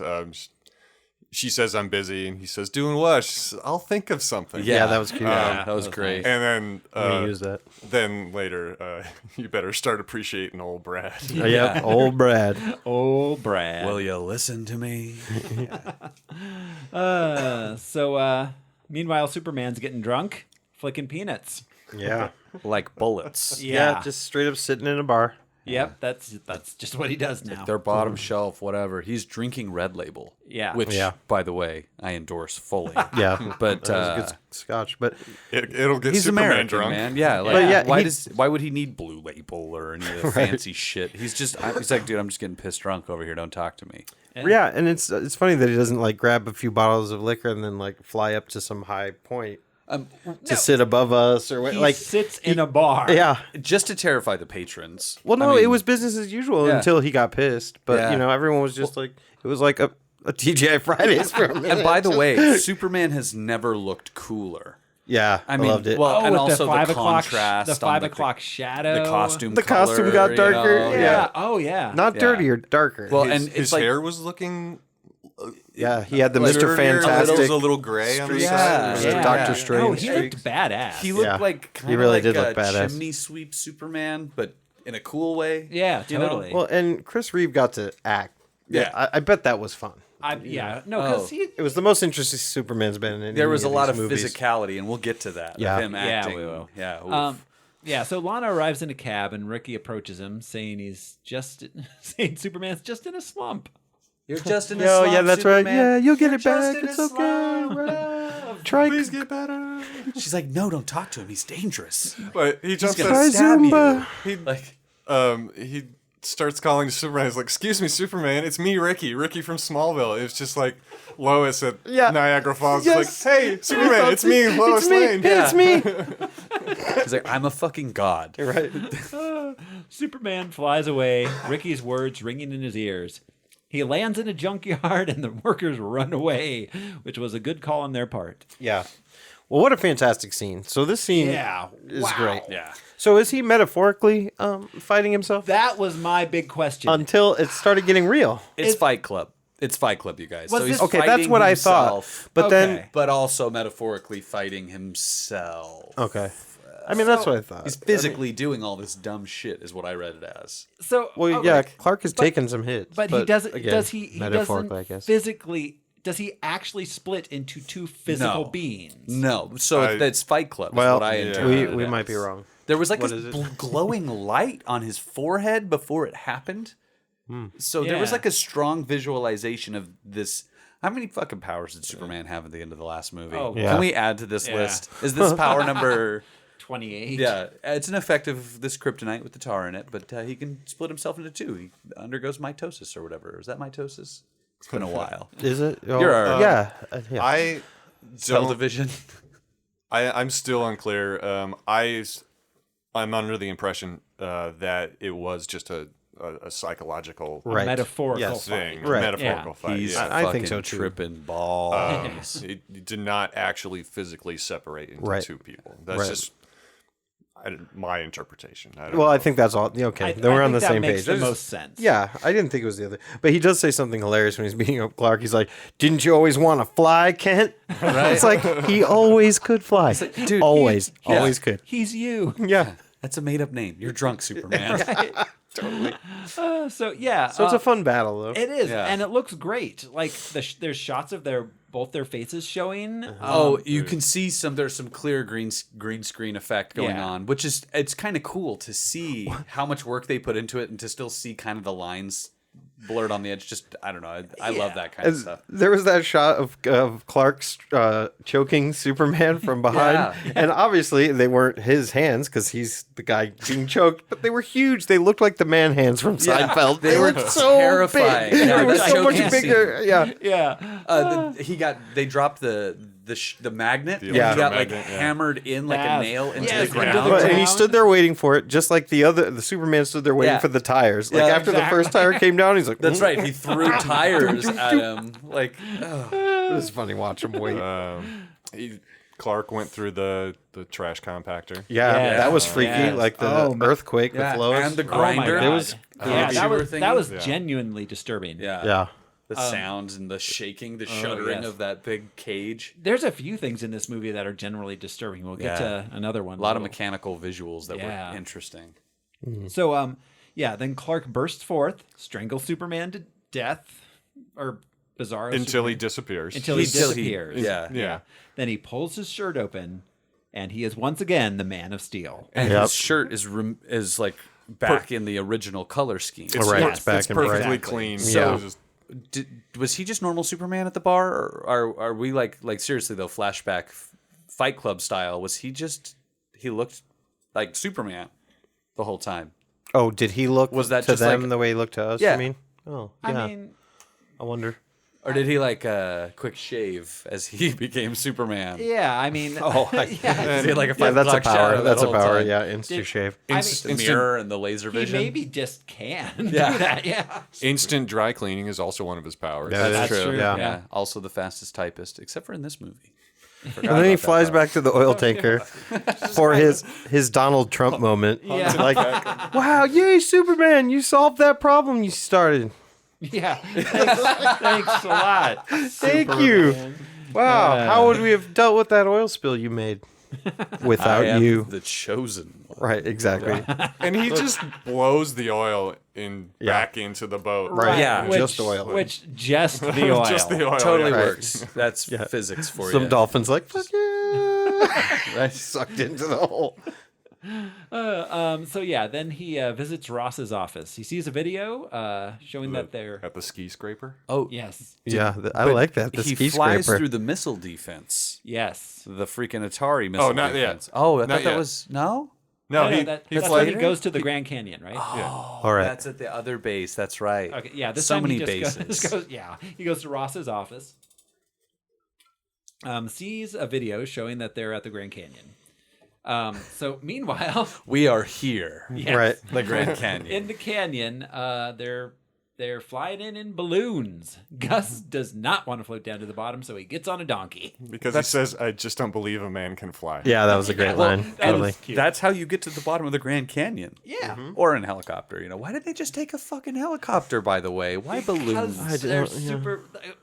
They could have just They have bought a panache. helicopter. They have they're a terrible flair. at The plans. girlfriend could have flown the helicopter. Have a certain- You know, like Yeah.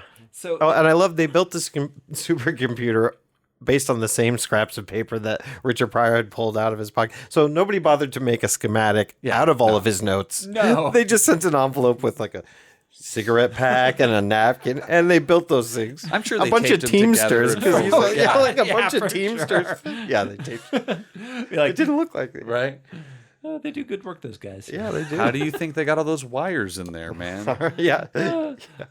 So I'm not a computer They arrive in genius. their lair where all the computer's been built. Then Superman arrives and they shoot missiles at him. Well, and Robert Vaughn's like, this computer can do anything a normal computer can do. And everything it can't. But yeah, it's just like, so does it have Minesweeper and Solitaire on it as well? So wait. So those are the two things it does: everything a computer does, and everything it doesn't do. So everything, you've got it. Now you're catching on. Vera at this point claims that she knows enough about computers to put a PhD to shame. Yeah. Yes. Yeah. She spouts a bunch of jargon instructions for Lorelai and Ross. Right. Trying to make her sound technical. And then Lorelai's just like, in other words, push this red button. Bam. Laura Served. laying it down. Because Lorelai Vera, gets it. sit down. Right. So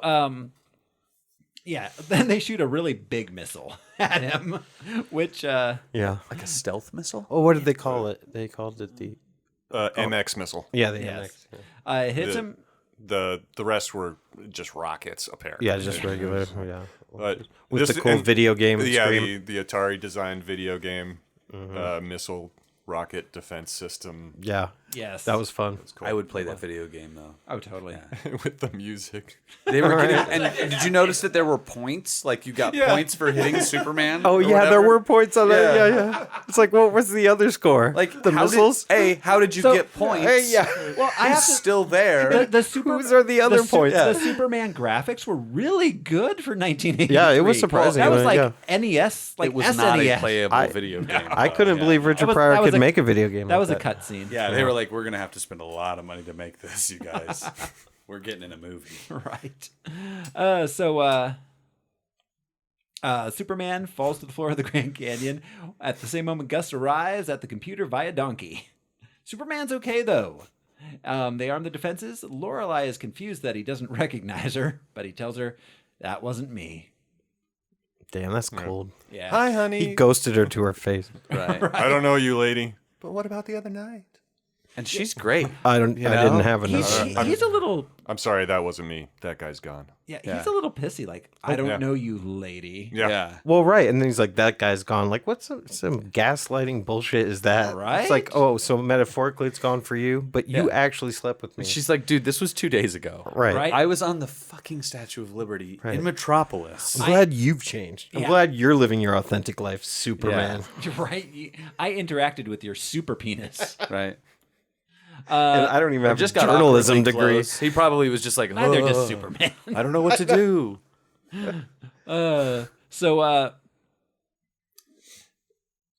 Let's see. They put Superman in plastic. Oh, yeah. Floating bubble. yes. Just a bubble. Yeah. Yeah, and they're like, help, he can't breathe. It's like, But right. Like, can he? He dude's got can. He can go to laser space. vision. He can He go goes to into space. space. And yeah, so It's not kryptonite. right. It's just a plastic bag. Yeah. Why does he need our oxygen? Help, I'm a baby. I'm stuck in a plastic bag. Like, it was such a weird, helpless was- moment. For yeah. It was Superman. really Yeah. weird. So yeah, that his weakness, kryptonite and plastic. bag. Yeah. They shoot a green kryptonite ray at him. I think that's kryptonite ray. Yeah. Ross, It's like a How did kryptonite he bust laser. out of the bubble? With his laser vision. Oh, Yeah. that's right. It Yeah. took him And- like 10 or 15 seconds to be like, oh, wait, oh, shit, I forgot. I forgot I'm lasers out of my Superman. ass. Yeah, he got confused. He was in a bag. And then I Ross... have superpowers. My greatest silly weakness. And then, a bag. then Ross said, he's still coming. He's going to get me. Yeah. me. He's going to get me. I asked you to do one thing. Fuck with the bull, you get the horns, man. Yeah, be like, you I know? thought you were a super villain, you pussy. Yeah. So, No Lex Luthor. Then the computer shoots a kryptonite ray at him. Yeah. And they make the point that Gus has invented a machine that can find anybody's weak spot. Right. And Right. he's like, Bubbles. You're going to go down in history as the man who killed Superman. And this is where Gus has a finally change of is heart. like, Yeah. it's like, Yeah. no, I no, do I not don't wanna be I that. don't want to be that guy. Exactly. Yeah. Yeah. Gus has a change of heart and is not the bad guy. I just wanted all the fractions of pennies, man. Right. Right, Yeah, he just wanted his come up. no, he didn't- There's nothing wrong with that. No. So yeah, Gus He falls zip down. he zip Zip lines lines down down. with his yo-yo. With his yo-yo Yeah. that they had been foreshadowing Yeah. for a Yeah. while. And sneak- setting that yo-yo trick up. He sneaks away and stops the power. He knocks out Ross during a struggle, but the kryptonite ray turns back on anyway. Gus says the computer is feeding itself. Right, and it starts to grow smarter. it- That's why it turns the ray back on. and it wants to live. Yeah. It wants to live. Yeah, like Brainiac. It's Brainiac, dude. Yeah. And around the world, the power goes off. Gus grabs an axe and starts chopping the computer, which shoots him.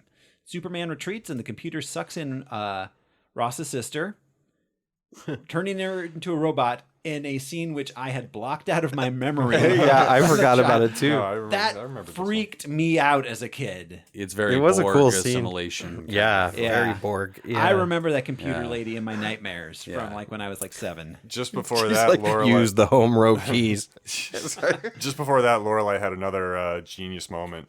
She says the coaxial energy shaft is engaging the grid source factor. Yeah. We're through We're through frog face. I'm splitting. Frog face? Frog face. That's what she called Vera. Yeah. Oh yeah, okay, that It's thing. just like I'm- She became a I'm gonna take robot, off. a villain, anyways. So, I mean, and Lorelei got pinned to the wall of the cave. Yes. Yeah. Superman retreat. Gus grabs. Yeah. Superman retreats. Ross's sister turns into a robot. She shoots Lorelei and shoots Ross. Meanwhile, Superman flies away back to the factory, grabs a canister of acid, and goes back to the cave. He opens the canister, which bubbles over and explodes and destroys the computer. And the computer's trying to turn him into a cyborg now. Yeah, he's trying to suck him in and turn him into a cyborg. So, and he used that to get the acid close enough. Is the sister a robot, or is this sister the robot? Is she just an extension of the same robot? Oh, is she just part of the computer? Yeah, I think, now? like you said, the Borg. I think it's kind of like that. Yeah, it assimilated her. Interesting. The computer didn't realize that this acid was a threat. Apparently, like it knows everything. It analyzes. Oh right, yeah. The acid. Maybe it just didn't it's have just time. Like it's like, oh, it's just acid. Yeah. I think that was like they showed it on the screen. It analyzed a cylinder, okay. and it said not a threat. Not a threat. Like 0%. Like yeah. So what? Oh, because it hadn't been heated up yet, maybe. It just didn't know what it was. I guess it's That's a little weird. That part. Yeah. We found a plot hole, Lester. You're going to deal with that if I'm going to deal with the sex that they had earlier. I want my no prize. Gus and Lorelei are okay. Superman flies Gus back home. Okay, where was Richard Pryor's Mind song? Yeah. If you're going to fly with Superman. I was... It's like, I forgot my smokes. I wish they would have done like the fingertip flying. Yeah. Instead of barely carrying like hanging down. Right. But yeah. It was great. That would have been fun. Well, and Chris Reeve has a hilarious smile on his face the whole time. So you know that must have been so much fun to watch being filmed, like because he's got to pretend he's holding Richard Pryor. They're probably up on a ladder or something. Oh, yeah, he just like was. I bet there are hours of unseen footage. Yeah, I'm sure in between shots, like Richard Pryor. Because to get about to get 10 minutes of family friendly Pryor, there probably was hours of regular Pryor. This is where Superman explains to Gus that the computer didn't realize that the acid was a threat. Right. And his quip, he says, I guess it died of acid indigestion. Yes. Yeah. Lester. He stops at a coal mine that happens to be along the way, crushes a piece of coal into a diamond, tells the coal miner to tell the boss to give Gus a job. To give Gus a job. Okay. Right. Built the most sophisticated computer in the world. Starts at a welfare office. Is a computer genius. Basically could take over the world, but has a change of heart. Mm-hmm. Superman drops him off at a fucking coal mine. It was like, could you hook him up? Well, it's like, do you have a computer here? A little one in the office. Right. It's a calculator. You know. It's just the progression of this character. And I'm not going to say it's racially motivated, but it's racially motivated. Super stole that coal. Right, that lump. Well, he asked him. Yeah, Did so he can ask I have? him? Yeah, Did he ask him? so can I have one of these? Oh, which I thought was funny. I guess he does like free things sometimes. Yeah. Right. Mm-hmm. Yeah, but no, seriously, that's like he just leaves Gus at the coal mine. Just leaves him there. They and then says, give him a job. They only met an hour ago or something. They met for the first time. But he knows Gus isn't from that town. Well, yeah. Sure. And Gus had a change of heart, helped him defeat Brainiac. So, I mean, at least But right, he was but drop if him you're back off in Superman, Metropolis. He could have been Superman's guy in the chair. I mean... Or if you were going to help Gus out, you could fly him to Washington and tell the Pentagon or the president that, like, this is the smartest computer genius in the country, you know. Yeah. He just got him a 9 to job. 5 coal mining go job. Go be an accountant for the coal miners. Right. It's just a weird, I don't know. Yeah. Curb He's your basically ambition. back down to where he was. He has a job, so he's not unemployed, but not much better. But he doesn't take the job. No, he doesn't take it, but symbolically. Yeah, no, Gus. He's like, I'll be back. Superman 5. Busting loose. So yeah, Clark shows up at Lana's apartment, tells her that Superman can't have dinner with her, and presents her with the diamond ring From Superman. Why wouldn't he give it to her himself? Like, this is from she Clark. doesn't like Superman. She likes Clark. Right, but he can't. I guess he can't wrap his head Well, around maybe that. he just didn't want her to think it was a conflict diamond. Maybe he was being really... that it was a blood diamond? He's super woke in this. Yeah, he's just like not Lois. Sorry.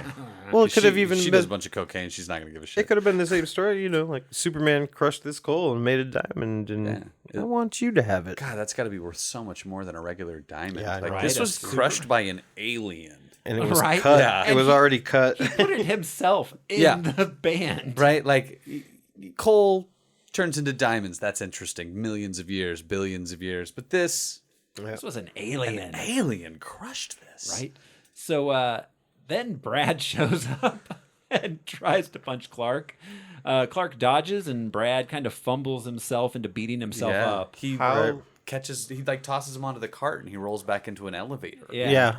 How did Brad find her in all of Metropolis? He's been following them the entire time. He totally followed her. Yeah. Just hammered. He's just like cruising around with like a fifth. And... So back when they first got there, like he was just in a cab, like a couple cars back, behind. He took a cab. He went to the zoo. He's not drinking and driving. I mean, No, they would never have that. No one does that in the 80s. Yeah, he's not a monster.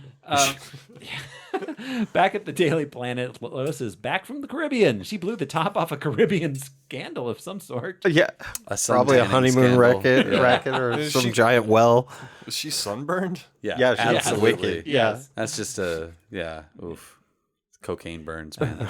She meets Lana. Moving so fast.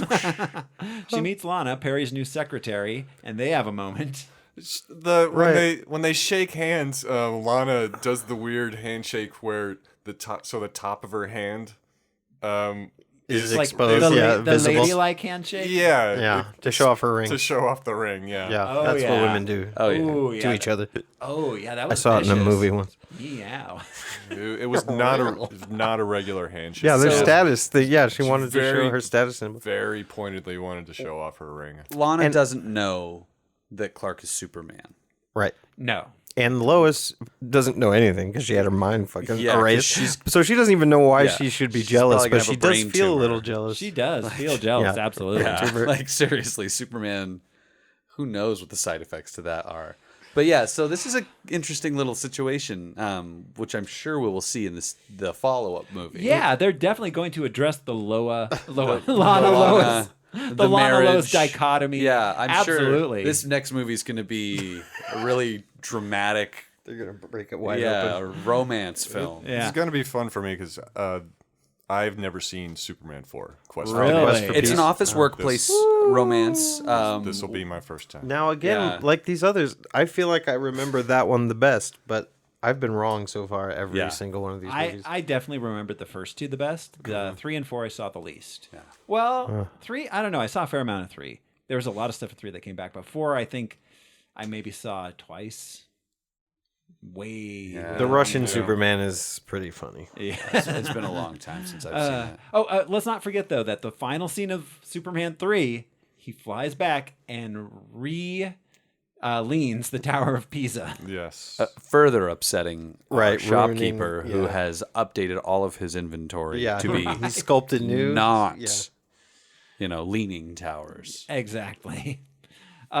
So yeah, Superman 3. There's a lot here to like. And for the third movie in a row, it ends with Superman just flying off up and smiling at space. Right. Yeah, just happy. Like all's well in the world going now. For a joyride. Yeah. It's a good place to start open a sequel. A follow-up film. They were just keeping it open for days. Oh well. It's kind of crucial to their explanation in Supergirl, actually. Well, yeah, no, maybe is he leaving at that point? Well, we don't know. No. I mean, I think Al. It's just it just ends with that shot. It's picturesque. Interesting. I don't know if I'd ever seen this before. The credits start normal with just the words rolling up. Yeah. But then at some point the words start descending.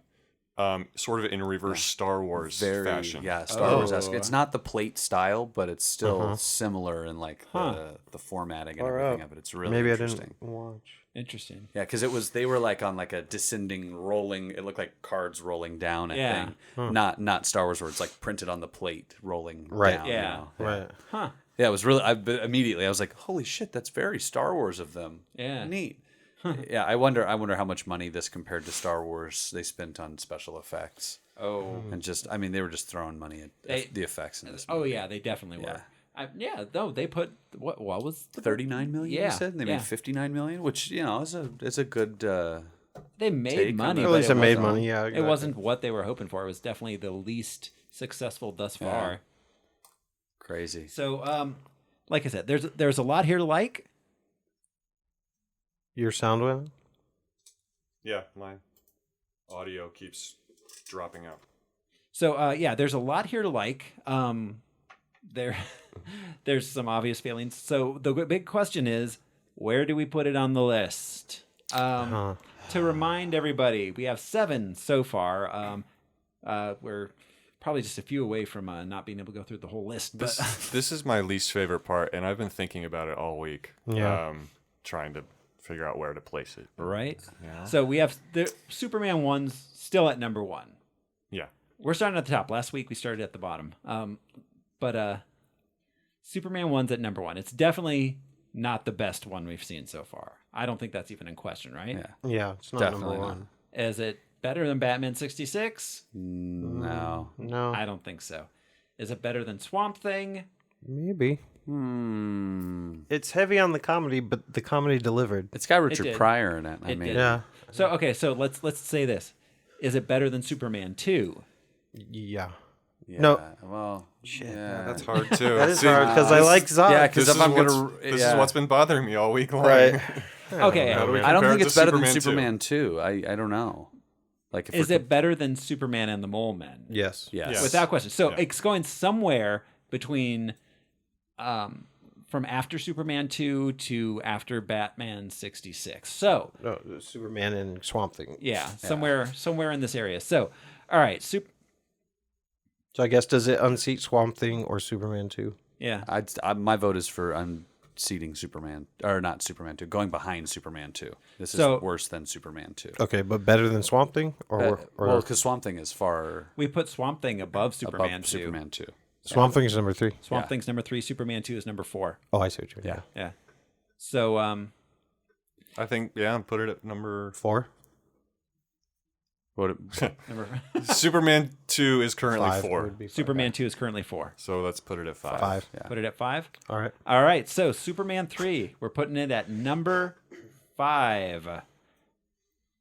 And that's where we are at right now. So we will be putting, the list is going to be up on numerous places. It'll be available numerous places. It's going to be available on our Facebook page for sure. You'll be able to find it there, as well as our Patreon, and I'll probably put it. We have a subreddit too now. Oh, so, nice. There will be a number of them at truck stops throughout Tulsa. It'll be on the bathroom wall. Eastern Texas. You guys just look for it. It'll be out there. You just tap your foot onto the stuff. Yeah. You might run into one of us too. Yeah.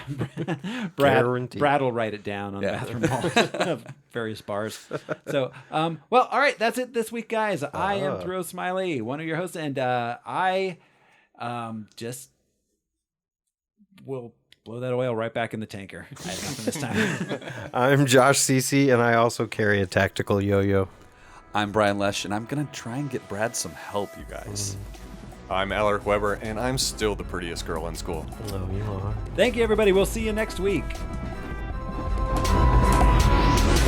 Hey everybody, I just wanted to give a big shout out to all of our Patreon producers: Alyssa Dent, Hedda Paulson, Katie and Finn Thorpe, Kirsten Reed, Michael Beckworth, and Jojo Birchtree. You too can be a Harmless Phosphorescence producer. Just go to patreon.com/Harmless Phosphorescence and pledge $10 or more. Harmless Phosphorescence is a production of the Harmless Entertainment Network. Visit us at patreon.com/Harmless Entertainment for early and ad-free new episodes, bonus episodes, and so much more.